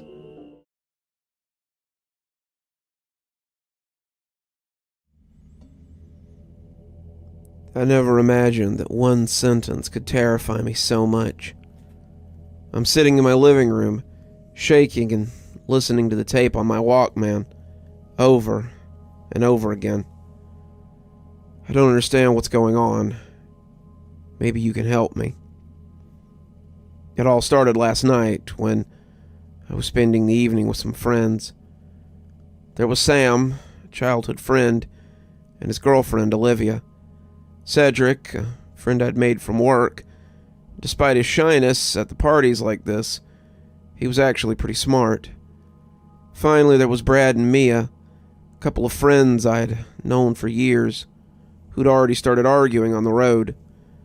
Considering the murderous looks on their faces when they'd arrived, they clearly didn't want to discuss it either. "Hey, what's this?" said Sam, pointing to the Walkman on my shelf. He stood up and grabbed it. "Is that a Walkman? Are you serious? I didn't know you'd become a hipster," he said, giving a laugh. "It's nothing," I said. "Just a cool thing I bought a few days ago at the flea market. I've linked it to these speakers, but forget it. Doesn't really work anyway." "Really?" he said. And with that, he pressed the play button. I already knew what they were going to hear. At least that's what I thought at the time. "Tell me, baby, why don't you love me? Tell me, baby." Wow, that's incredible. I didn't know you could record recent music with that. Been listening to that music on loop for days, said Sam enthusiastically. I was speechless. Been trying to fix that Walkman since the day I bought it. It already had a cassette inside when I purchased it at the flea market. For some reason, no other audio cassette would work. Even the original cassette, that worked a little bit, only repeated the same thing over and over again when I used it. Too bad. Wish we could have a little more fun together. I asked Sam to give me back the Walkman so I could have a look at it. Maybe he'd pressed something unintentional and had fixed it. I rewound the tape to the beginning and pressed play. Too bad. Wish we could have a little more fun together, said the charming voice of a man I didn't know. Well, looks like you got an admirer, Olivia teased me. I explained that since I'd bought it, the original cassette that worked had been repeating the same phrase over and over again, and that this was the first time I'd heard this song from it. It's pretty weird, Olivia admitted. She picked up the Walkman and pressed play, listening. Tell me, baby, why don't love me? Tell me, baby. I took it back, rewound the tape, and pressed play. The same smooth voice repeated the phrase I'd always heard. Too bad. Wish we had a little more fun together, it said. Cedric, you know a thing or two about electronics. Would you mind taking a look? I handed him the Walkman. He looked at it from every angle, puzzled but still trying to come up with some kind of explanation. Finally, he took a turn and pressed play. I love you, said an older woman's voice. Wow, it's getting hotter and hotter, joked Olivia. The three of us took turns picking up the Walkman, and inexplicably, the cassette tape played something different. Still the same for each person, for all of us, apart from Olivia and Sam, who were hearing the same music. After a while, even Olivia started to feel kind of uncomfortable. Sam thought I was playing a joke on them, but it wasn't hard to demonstrate that no trickery was possible, especially with a retro device like this. Brad and Mia, who had remained silent all evening apart from a few murderous glances exchanged, had started to take an interest in the discussion. Would you like to try it? I offered, handing him the Walkman. Brad took it, and we all moved forward in our seats, curious to hear what was about to happen. After a brief glance at us, Brad pressed play. You fucking cheater! After recoiling from the tenfold increase in volume, we all slowly turned our heads towards Mia, who was standing right next to Brad. It was her voice we'd just heard screaming out of that Walkman. "What is this shit? Where'd you buy this? Seriously, you've been fucking with us since the beginning of this evening. I'm sure of it. How did you do that? Did you use some kind of software or something?" spouted Mia in a rage. I didn't know what to say. I was as helpless as she was to explain why we'd just heard her screaming as he played the tape. She snatched it out of Brad's hand and pressed play. Her enraged voice came out of the speaker again, her face going white. "I've had enough of this. Let's get out of here," she said. After that, Brad and Mia left. Couldn't do anything but apologize to Brad for the way the evening had turned out. I put the Walkman away and had a few beers with Sam and Olivia and Cedric, who had decided to stay. Clearly, the evening had taken a turn for the worse, though. We were all puzzled and still stuck on what we'd heard. "Maybe it's the future we're hearing," Sam said. "I mean, considering how often they bicker, wouldn't surprise me if that's the case for them," Olivia said. "If it's the future, I don't know which one, because it definitely wasn't my grandmother's voice I heard," said Cedric. There was silence. After a moment, everyone stood up, bringing a premature end to an evening that had definitely not gone the way I had planned. I invited Sam and Olivia to sleep over, knowing they had some driving to do, but as usual they declined. I told them to be careful, and waved goodbye to Cedric, who still seemed lost in thought. That night I fell asleep with an uneasy feeling, and the certainty that I'd better throw away the Walkman first thing in the morning, and forget the whole thing. When I woke up, I fumbled for my cell phone on the bedside table, but it wasn't there. I found it forgotten on the living room table, saw that I'd received a dozen texts and calls during the night. Couldn't make any sense of them. A voicemail had been left by a number I didn't have in my contacts. "This is Sam's mom. I can't seem to reach you. Sam and Olivia were in a terrible car accident last night. They didn't make it." I stared at the wall in front of me, incredulous as Sam's mom sobbed into the recording. She was clearly having a breakdown. There was nothing left of the car. A truck ran a red light, apparently. There was only the radio, the car radio, that kept repeating the same music over and over again. I could hear it in the background when the ambulance was there. The words she uttered next made my blood run cold. "Tell me, baby, why don't love me? Tell me, baby." I threw my cell phone on the floor. It was too obvious to be a coincidence. I'd already started to have doubts when I heard Mia's voice screaming in such rage. A murderous rage, to be sure. I've been pressing play and rewind for about an hour now. Too bad. Wish we could have a little more fun together. Every time I hear that phrase, I feel as if the suave voice of the man that I don't know is becoming more and more malevolent.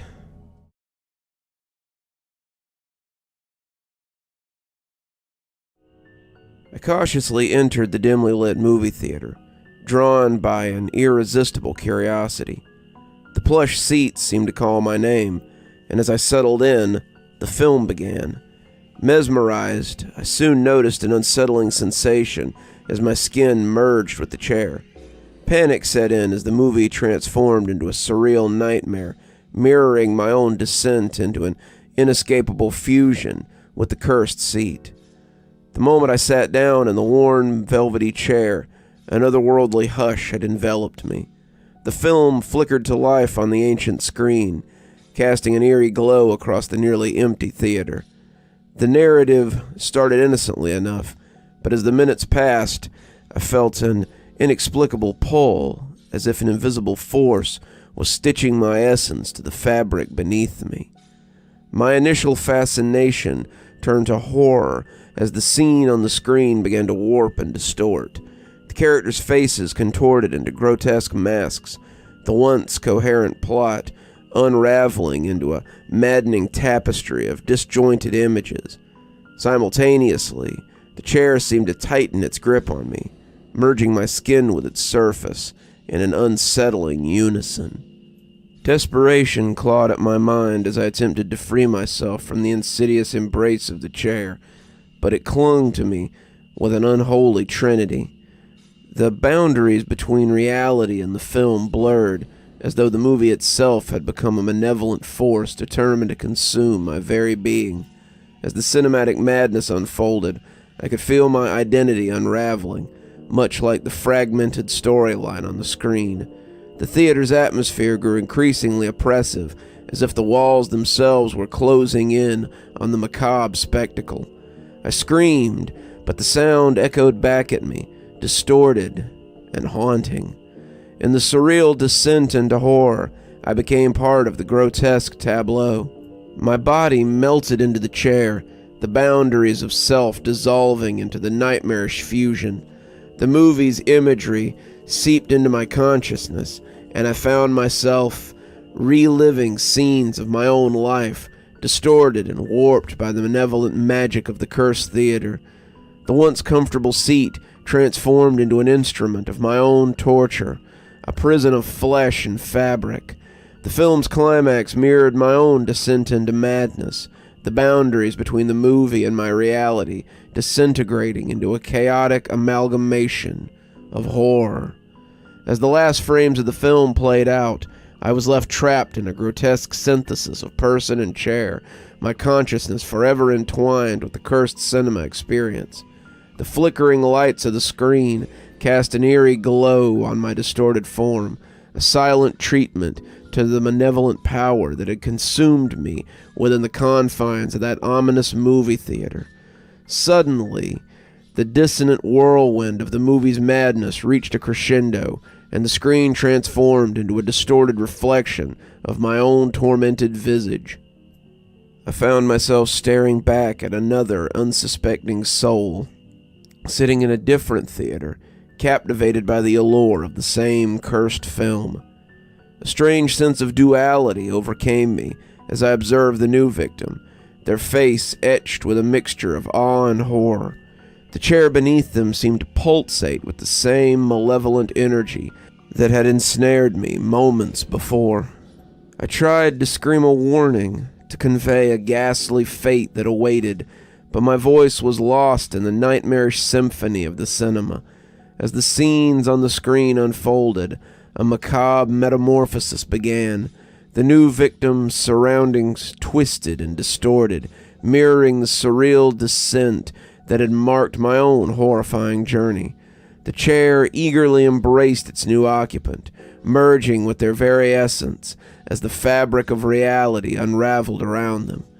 I could sense their futile struggles against the inescapable fusion, the same desperate attempts to break free that had consumed me. The film became a twisted mirror, reflecting not only their external torment, but also the fragments of my own shattered identity, now intertwined with the cursed celluloid. The boundaries between the movie and the theater dissolved further as I watched the new victim succumb to the same nightmarish fate. Their form melted into the chair, their screams echoed through the cinema, and their identity became a grotesque part of the ever-evolving narrative playing out on screen. As the last frames of the film flickered, the theater plunged into an ominous silence. The screen now displayed the twisted amalgamation of my own and the new victim's torment, a grotesque symbiosis of suffering. The cycle perpetuated as the cursed movie continued its malevolent journey, reaching out to ensnare the next unsuspecting soul in its surreal gap.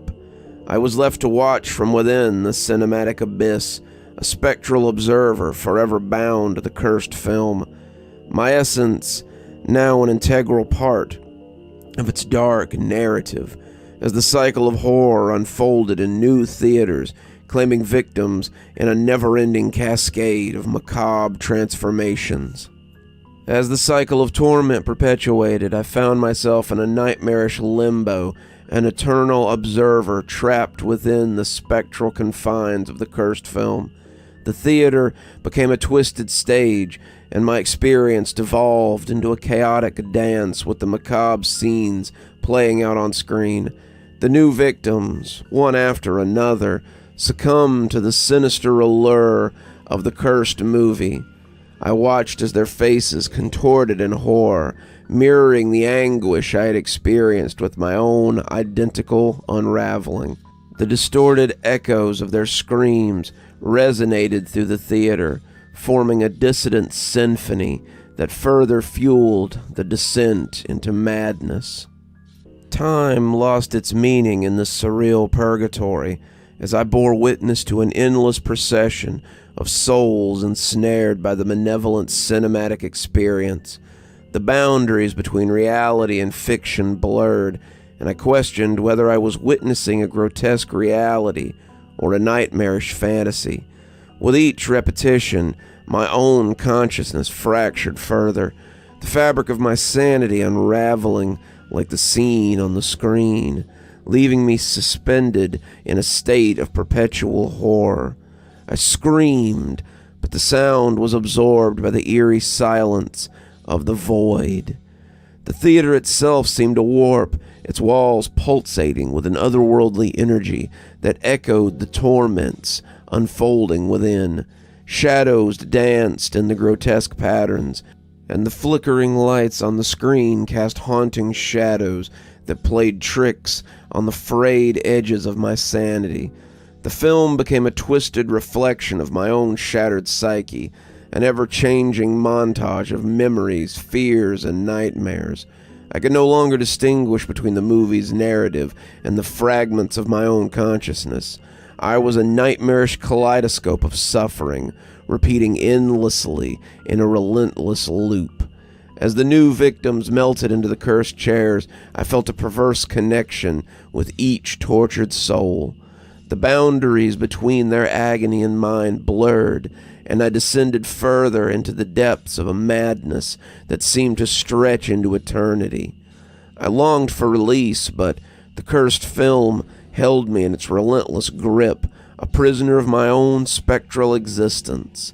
In the background, this unholy specter, I became a mere shadow of my former self, a ghostly witness condemned to watch as the cycle repeated itself again and again. The theater, now a realm of perpetual horror, echoed with the anguished cries of those who had fallen victim to the cursed movie, a symphony of suffering that played on, drowning out any hope of escape. In the spectral theater of perpetual horror, I became aware of a new presence, a reader drawn into the nightmarish tale of the cursed film. The narrative unfolded before their eyes, and I, a mere shadow within the haunted cinema, watched as they were unwittingly pulled into the same malevolent vortex that had consumed me. As the readers immersed themselves in the chilling narrative, I sensed a familiar desperation in their eyes, the same dread that had gripped me when my own descent into madness had begun. The cursed film weaved its insidious magic, ensnaring them in an inexorable force that transcended the boundaries between fiction and reality. With each turn of the virtual page, the reader connected with the cursed cinema deeply. I tried to reach out, to warn them of the impending horror, but my spectral form remained powerless, condemned to be a silent witness in their inexorable fate. As the scenes unfolded, I saw the reader's surroundings transform, mirroring the surreal descent that had marked my own demise.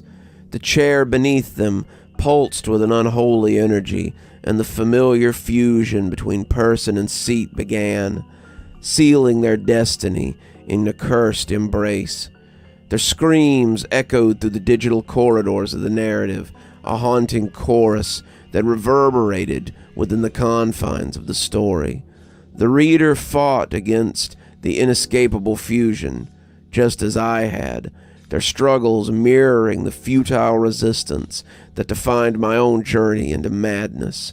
The film's climax approached, and the theater plunged into an eerie silence, the screen now displaying a grotesque amalgamation of the reader's torment, woven into the nightmarish tapestry of the cursed movie.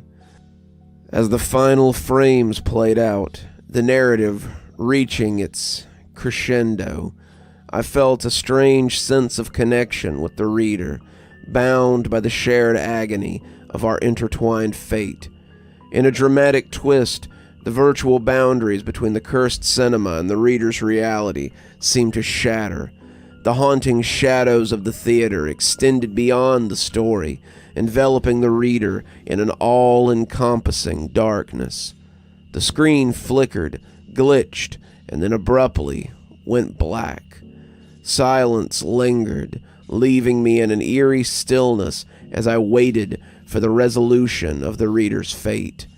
The narrative's grip loosened, and the theater dissolved into the void. In that moment, the reader's experience ended abruptly, leaving me suspended in the digital abyss, a ghostly remnant of a story that had unraveled into madness. The echoes of their torment lingered, haunting the empty theater as the spectral remnants of my own consciousness continued to drift in the darkness. The cursed film had claimed yet another victim, and I, a mere whisper within the digital void, remained condemned to watch as the cycle of horror played on, the narrative unresolved, the reader's fate forever etched in the chilling echoes of the loop that I and many other unwillings call home. In the aftermath, as a spectral observer of the eternal theater of torment, I became a mere echo of the person I once was, the remnant of my sanity scattered like ashes, leaving behind a ghostly consciousness condemned to witness the endless cycle of horror that played out with each new victim drawn into the cursed cinema's embrace.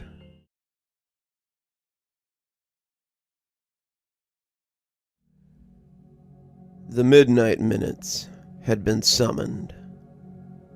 My name's Andy, and I live at a residential college of a university. In an effort to promote cross-cultural and political exchange, the student body had formed a group called the Midnight Minutes. A number of individuals from varying beliefs would come together at least once a month to discuss a matter over. The discussion would be then synopsized and put into the student newsletter. In tradition, these meetings would take place in the student common room late at night, usually starting at 10 in the evening, but as they would often continue for hours into the night, the name The Midnight Minutes stuck. I belonged to the 6th generation of the Midnight Minutes members. I was the atheist of the group, and politically sat somewhat left-center. While there were our regularly scheduled meetings, there were also ad hoc emergency meetings if one of us had a topic that we really needed to talk about. That would result in a summons. Alicia had summoned us. I was the earliest, Chloe coming next. With a plus-size figure, faded clothes that always looked starchy and frayed and uncomfortable, Chloe was the evangelical Christian. She was right-wing, pro-life, anti-LGBTQ marriage, New World Order, conspiracyist, young Earth creationist. But at least she wasn't a flat earther. Needless to say, I found Chloe insufferable, although she did always try to be nice to me, praise for my salvation every night, and yada yada yada. She greeted me with a chirp, which I grunted in reply to. Before I was forced to endure any small talk, Jordan and Raj came in. Jordan and Raj are Hindus, and gay, and yes, they're seeing each other. I found them amusing as it was easy to lure them into self-conflicting arguments between their professional religion, Indian customs against their LGBTQ identities, especially since they're not terribly religious. No, what made Jordan and Raj interesting was their real passion, ghost hunting. Here's where we got into serious debate. The paranormal to me is completely lacking in evidence, but they were true believers. I did follow them out to a couple of expeditions, an old factory and an abandoned house, and my conclusion was that ghost hunting is the most boring experience in the world. Sure, the places are creepy, but waiting in the dark for 10 hours with no electricity, mobile service, or working plumbing for nothing to show up at all is tedious. We waited for Alicia. She was a Satanist. As vexing as I found Chloe, I found it difficult who was worse. Chloe was part of a religion that affected politics and therefore caused a lot of people to be mistreated. Satanism, unless you buy into Chloe's conspiracy theory that it controls the government, was actually more sensible, simply built around embracing the principle that human beings are selfish. However, it had its creepy aspects, and Alicia seemed far more interested in the occult side of things than the life principles. One would have thought this often put Alicia in league with Raj and Jordan, belief-wise, but the two always turned almost viciously skeptical with Alicia. I think they were in truth scared of her. I think everyone was a little. While waiting, I politely asked Raj and Jordan about their most recent ghost hunting venture. Predictably, it had been an underwhelming affair. They were a bit bummed and were considering stopping their exploits as they were entering their final semester. Chloe encouraged this by asking them to seek God in repentance, but although I didn't believe in ghosts, I was oddly disappointed that they were giving up on their enterprise. It had made them interesting, and at least ghost hunting was not an organized religion. 20 minutes went by, and I was just about to call Alicia when my phone rang. Speak of the devil, she wanted a video call. I flipped the accept call button, and Alicia's face filled the dark screen. Dark-skinned goth, Alicia's teeth gleamed white like a shark's as her mouth pulled into a broad smile. "Hello, everyone," she greeted. I put my phone down on a coffee table before us. Raj and Jordan craned over so that they could be in the frame, but Chloe only moved a fraction closer with her forehead in the picture. "What's going on, Leash?" I asked. "Thought you were joining us." "I'm predisposed at the moment," she said, smiling. "I have a challenge for you, a test of faith, if you will." Raj chuckled. "Sorry, Leash, we've already given that a shot." Raj and Jordan had attended a seance with Alicia and her coven once. Unfortunately, the power of darkness had not chosen to reveal itself to them, something our Hindu ghost hunters had never let her forget. Tonight, however, Alicia did not seem discouraged by her previous failures.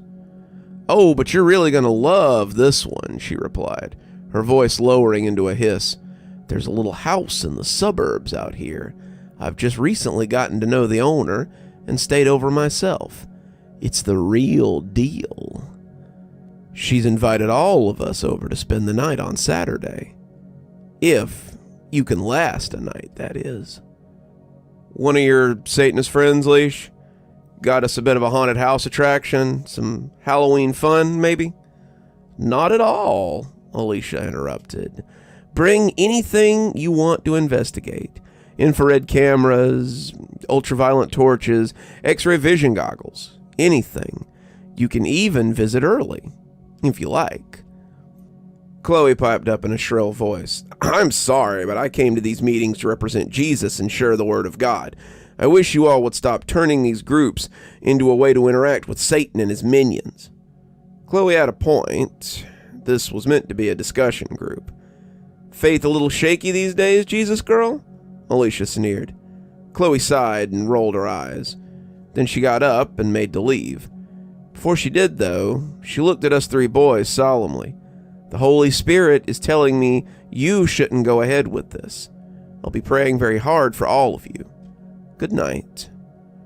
Raj and Jordan were thinking. Jordan shrugged and tapped his boyfriend on the shoulder. "How about one last one for the show?" he asked. "Yeah, sure, why not?" One last one, I thought. Well, it's not like I had a date or anything lined up. "All right, Leash, I'm in. But if Satan doesn't show up with a beer in hand, we're all going to make a big post about this in the student newsletter." "Deal. I'll send you the address," she said. Then the call went dead. Well, it was a fast meeting. The weekend rolled around, and I rocked up to the address that Alicia had given us. It was about 5:30 in the evening, but gathering clouds had blocked the remainder of the sunlight and formed an ugly bulbous shape in the sky. I saw Raj and Jordan had already arrived. The car doors were open, and there was a trail of ghost hunting camera equipment going to the ajar front door. From inside, I could hear them moving around. The house was located in the suburbs. It was very plain looking. A small patch of grass outside was brown and dry, and the facade needed a new coat of paint, to be sure. To be about 20 years old, I guess. I poked my head in and saw a girl seated on the couch, flipping through her phone. She had bright pink wavy hair and wore a tight-fitting leather outfit.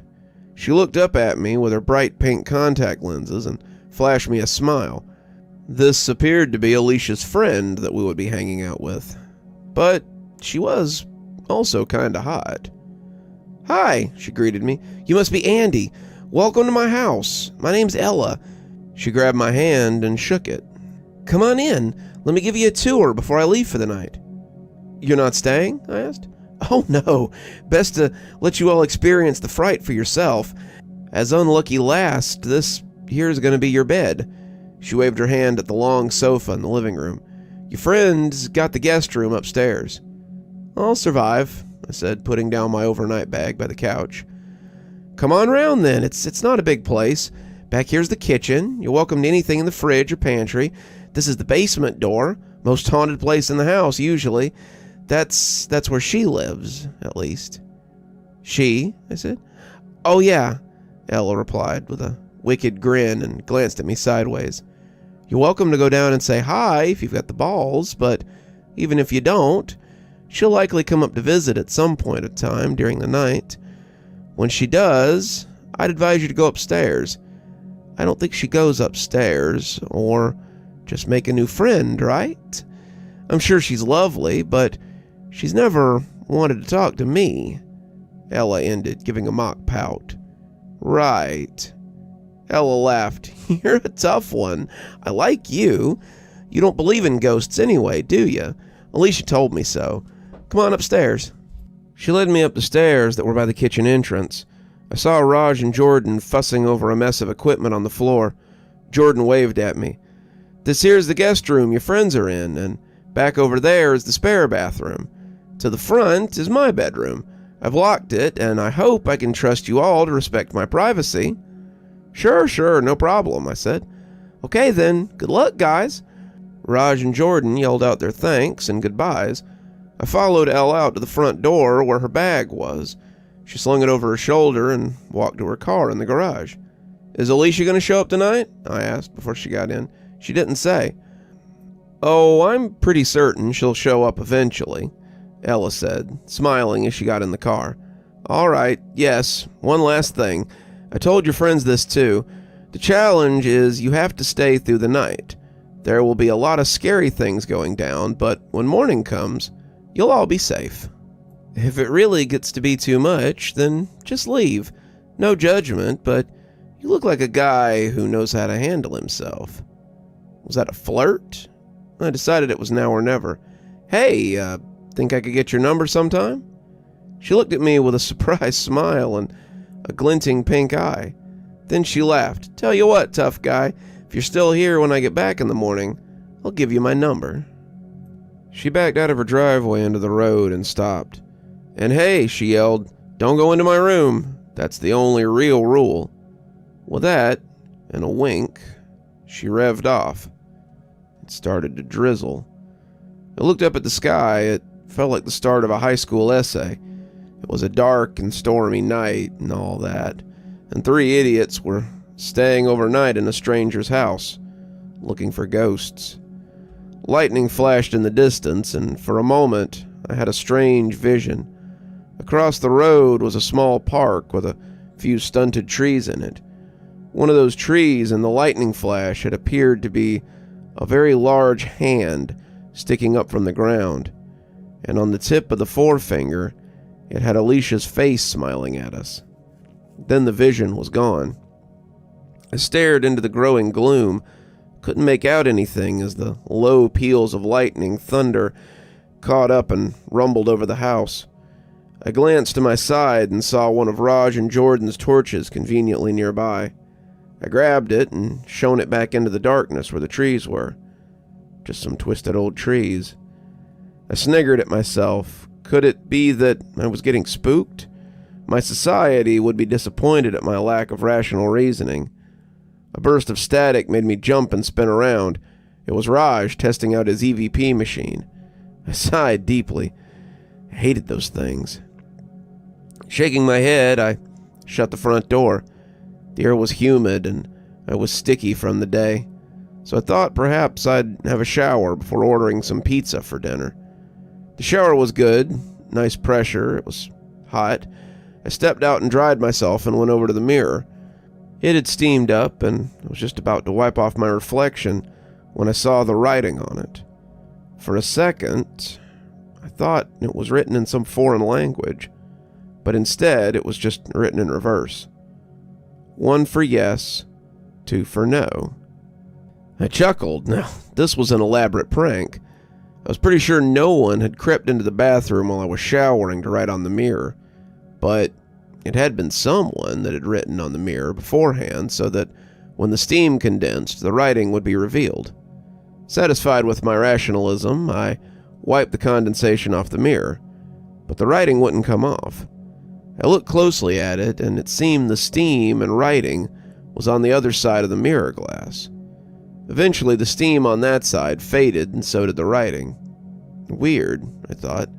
I thought about testing whether the writing would reappear with more steam. Perhaps the mirror could be lifted? Just as I placed my finger under the mirror to see if I could pry it from the wall, 2 wooden creaks sounded from above my head. I smiled. I guess I had my response. 2 for no, eh? Well, better listen to the mysterious writing then. See how spooky Alicia really made this house. Thunder came from outside. The storm was truly helping the atmosphere. Looking around, Raj and Jordan appeared to have sorted out their equipment. I poked my head around the guest bedroom, espying Jordan there. "Pizza?" I asked. "Way ahead of you, man. Already ordered. You owe us 15, Jordan said. "All good," and I gave him a thumbs up. I walked down the stairs, and there was a knocking on the front door. Was the pizza here already? "Chloe?" I asked in surprise when I opened the door. She stood there with her hair slightly damp and frizzled from the rain.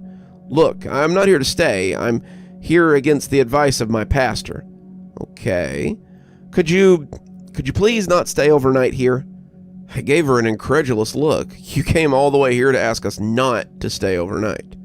"Yes," she said, sounding flustered. I really like you, and I know you don't like me, and that you never really will like me, but I don't want to see you get hurt." Honestly, did not know how to respond to this sudden confession of affection, but she was right. I did not find Chloe attractive at all. Whoa. Just calm down a bit, hey? It's just a house, right? I don't believe in Alicia's stuff, and neither do you. It's going to be a boring night, and by tomorrow morning, it'll be something to laugh about. Chloe nodded glumly. "Please?" I actually considered it for a moment, but then remembered purple-haired girl's phone number was on the line too.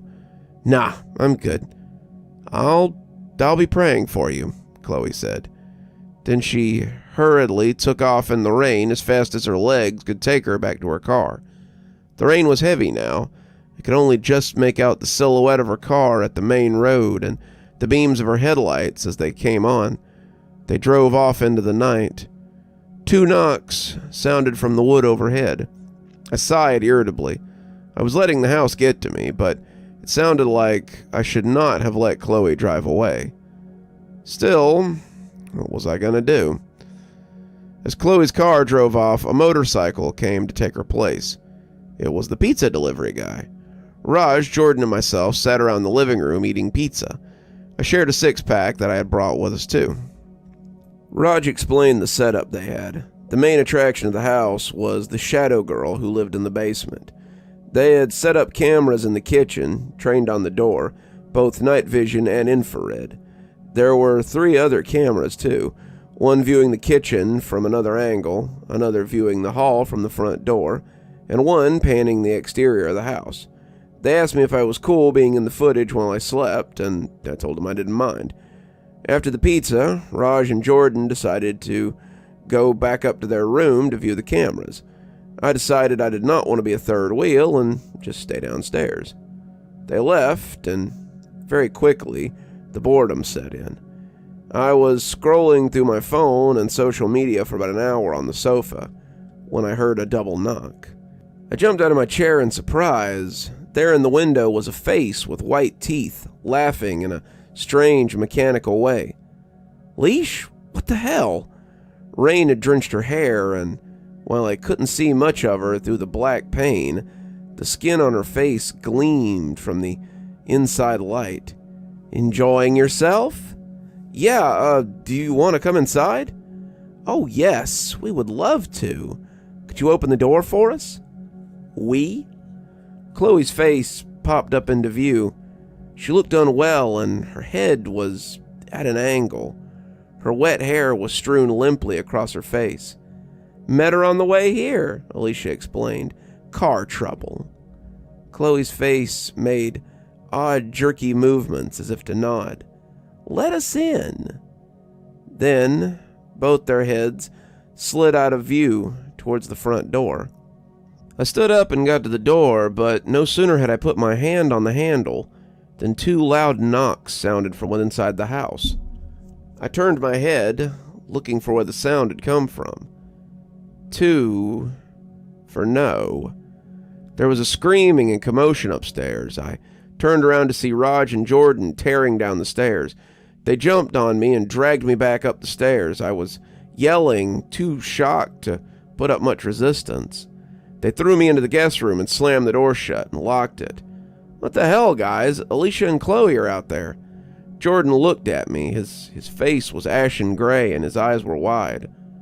Raj stood by his side, hands on his knees as he panted. That wasn't Chloe or Alicia, Raj said between breaths. What?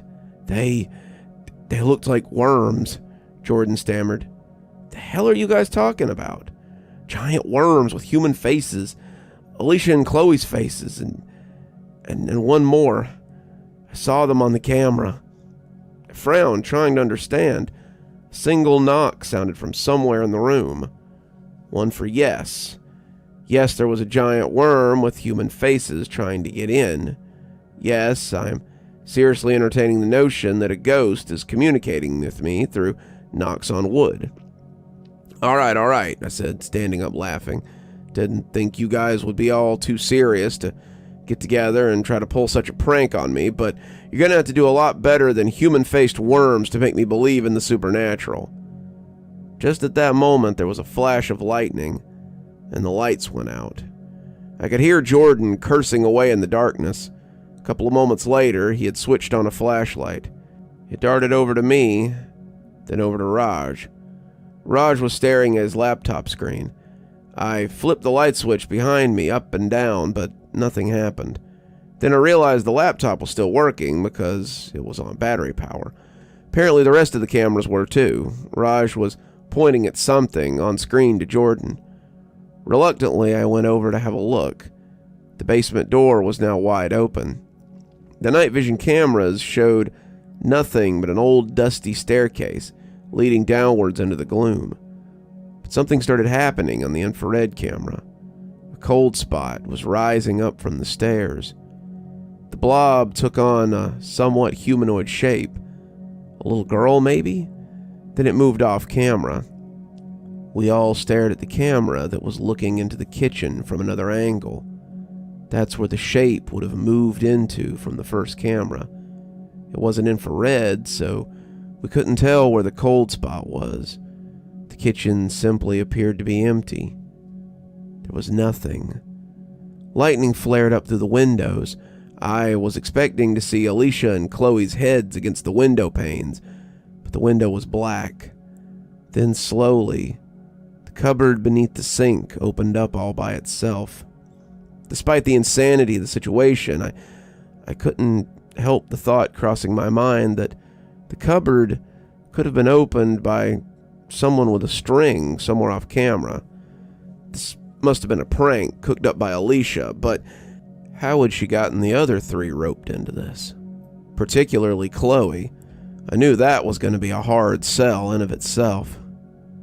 "Hey, boys," a metallic rasp came from the window.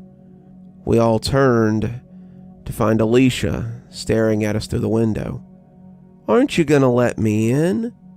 Jordan gave a whimper. Raj just stood with his mouth agape, and I felt somewhere in me take over. "Alicia," I heard my voice, "get down from there at once. You're on the second floor. It's raining. You're going to slip and get hurt." Alicia just laughed and laughed, her head thrown back. Chloe's face also came into view a little lower and to the right of Alicia. It had a stupid look to it, and her laughter was more of a weird gurgle. A third face suddenly slammed itself into the window pane right beside Alicia's.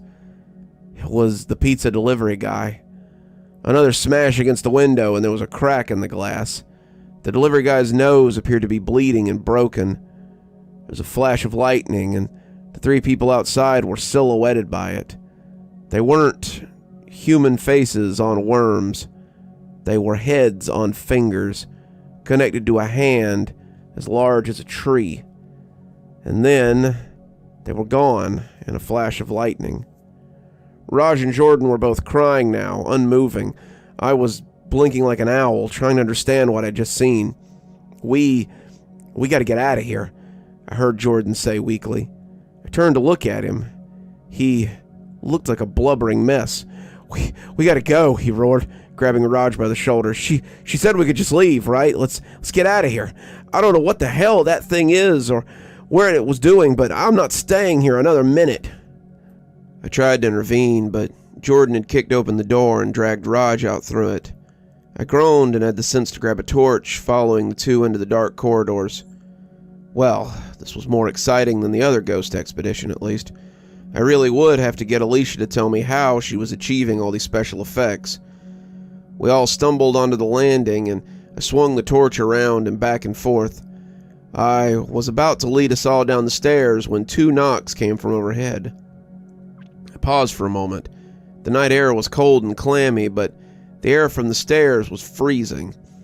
I shone the torch down the stairs, and long shadows darted everywhere. Dust motes floated serenely in the light, ignorant of the storm outside. But although I couldn't see anything, I could feel something. Something was waiting there in the darkness, daring us to trespass in its territory. Jordan gasped, "What? We need to get out of here." But he didn't get any closer to the stairs either. This was the moment of truth. Did I believe in ghosts or not? I decided not to venture down the stairs. I'm not sure why, but I didn't go into the bathroom either. Instead, I decided to try the master bedroom. I tried the handle and was surprised to find it unlocked. It was bare. There was no bed, no furniture of any kind, and the closet was empty. A thin layer of dust lay across the carpet. The windows had their curtains drawn. There was a lock on the door, but it could only be locked from the inside. Raj and Jordan shambled in after me like the Walking Dead. Jordan stared blankly at the stairs as the door shut. Raj sank to the floor against the wall. Jordan took his place beside him. This room felt strangely safe. Maybe Ella didn't want this part of the house to be involved in the ruse. But why not? There really wasn't a thing in here. On the rear wall was a door to the ensuite bathroom. Slowly, I made my way over and peered in. The flashlight beam was reflected back at me by a mirror spanning the length of the wall. Suddenly, it wasn't just the flashlight that was bright. There was light coming from the mirror. In the mirror where there should have been the reflection of me looking back at the open door. Instead was the reflection of a door that was partially closed, and a hand had come through the door and flicked the bathroom light on. The mirror door opened, and there stood a skinny, bespectacled fellow where I should have been. He held up a hand as if to say he meant no harm, then dragged a stool into the reflection of the bathroom and sat on it. A knock sounded over my head. What's going on? I heard Raj say from behind me. All three of us gathered in the bathroom, giving audience to the mirror. Hey, the guy said solemnly.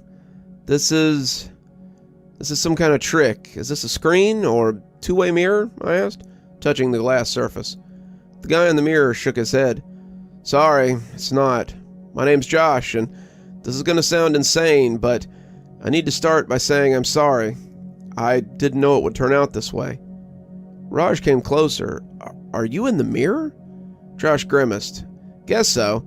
I'm Josh from a mirror world. I don't know what happened to the Josh in your world. I don't think I want to know either. I don't understand, I said. The skinny dude gave a sigh and adjusted his glasses. You've ran into the hand. Raj, Jordan, and I looked at each other. Big hand with the heads of our friends' faces on its fingers? Raj said. Josh nodded grimly. You guys seen the basement thing yet? Yeah, just now. Okay then, listen to me very carefully. The hand can't get into the house unless it's invited in. I don't know why, it just doesn't.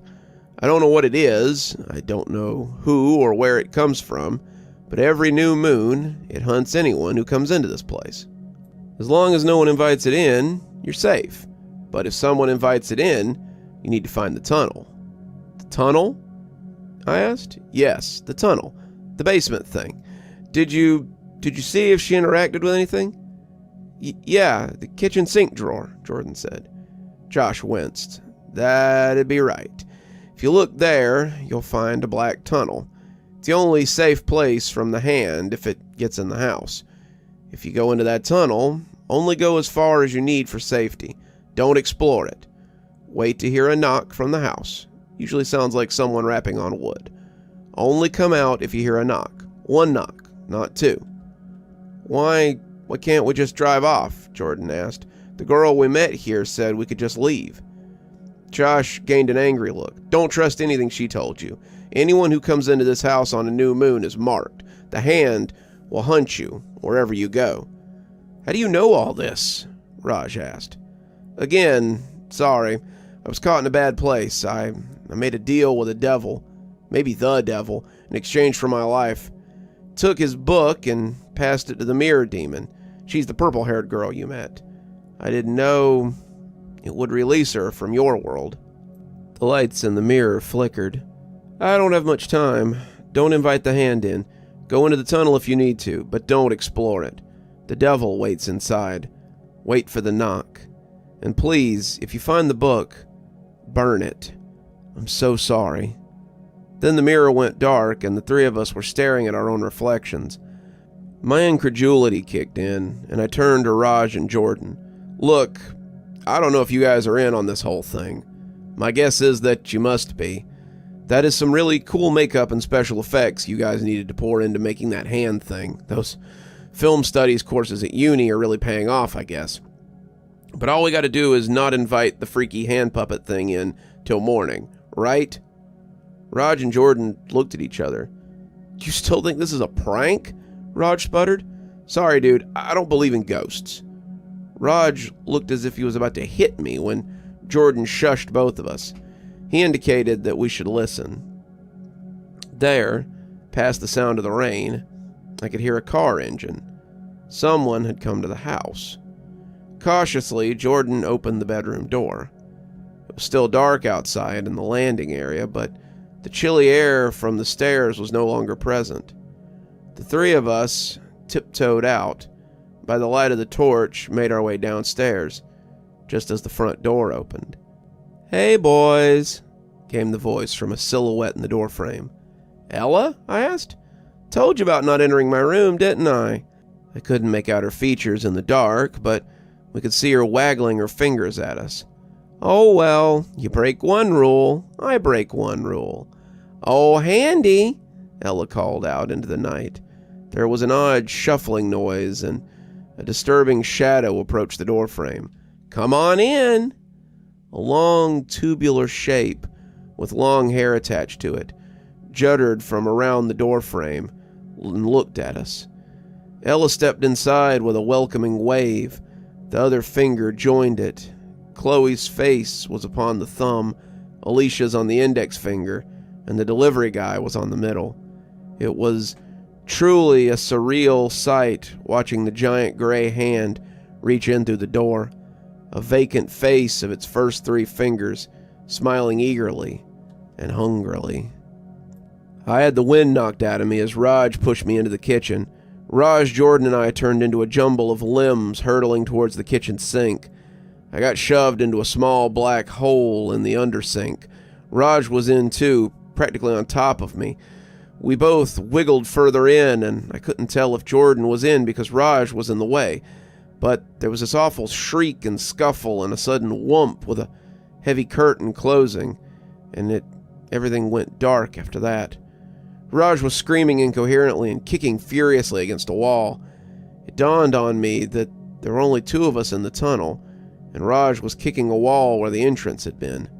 He kept screaming Jordan's name over and over for a good few minutes. Further in, the tunnel increased in height, letting me half stand. I sat on the floor, feet pressed against the opposing wall, heedless of Raj's agony. I felt sick and exhausted. I think I fainted for a minute. When I came to, I was alone in the dark. I called out for Raj, but I got no response.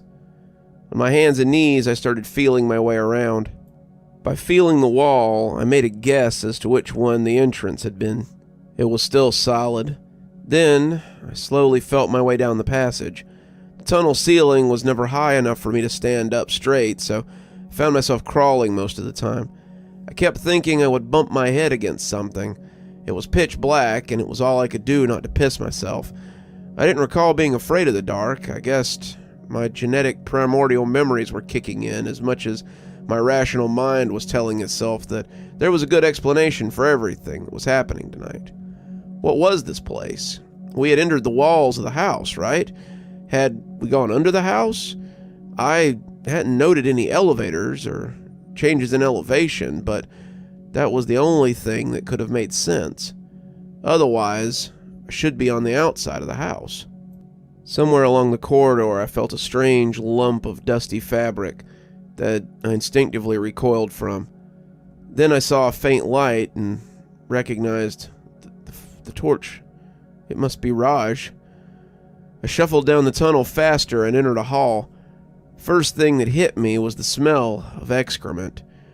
The torchlight was cast upon an empty wooden chair.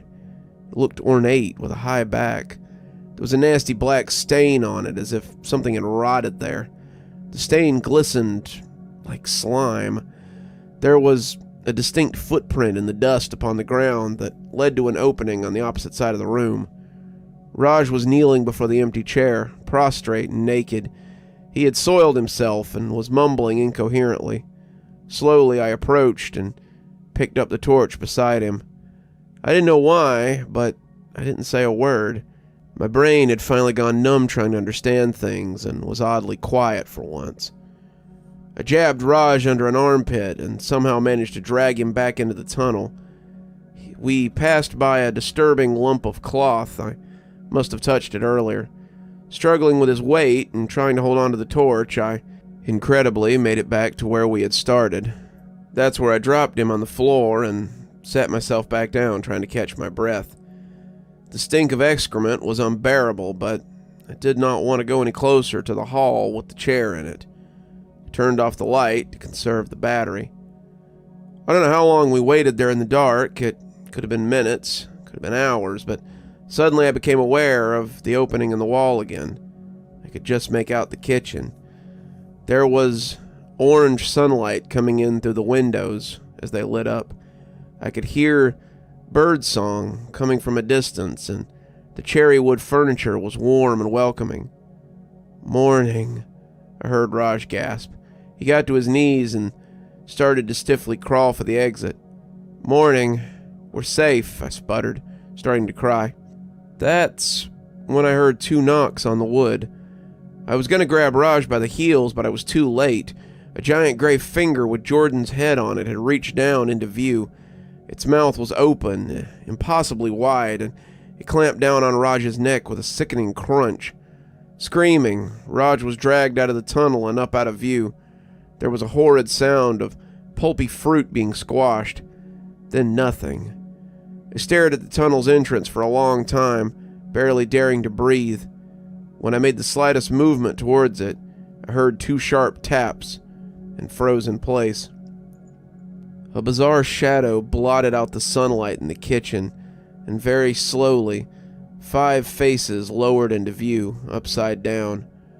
Raj's face was on the pinky, eyes rolling and tongue lolling out. The other faces looked at me with insane stares and wide smiles. Alicia spoke. "Seems that we've covered all 5 fingers. Lucky you." Then they withdrew like snakes, and the hand must have slithered out. The morning returned to the kitchen eventually, and I could hear birdsong again. I didn't move till I heard a single knock from somewhere in the house. Gingerly I got out of the tunnel, and when I looked back, it was gone. The house appeared orderly and empty. I walked silently to the living room, where my overnight bag sat on the couch as if nothing had happened. I grabbed it and exited the front room. I was just about to reach my car when I heard slow clapping from behind me. Ella was standing in the open door of her garage, smiling sweetly. "Andy, you made it," she said in a girlish voice. I backed up against my car, my skin covered in goosebumps. She came in close enough for me to realize she smelled like unscented wax. She pressed a piece of paper to my chest. "My number, just as I promised."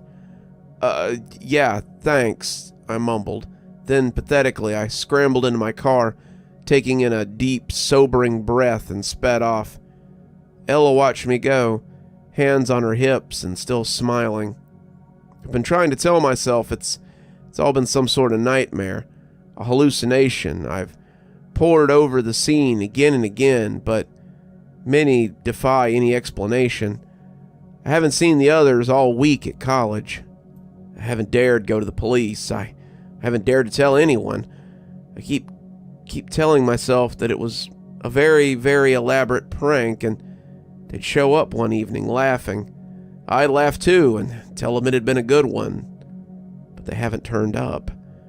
Instead, I just got a text this evening. It was from Ella. I didn't save her number, but I just knew it was from her. It read, "Your friends say they got rid of the pizza guy's head, so there's room for you now.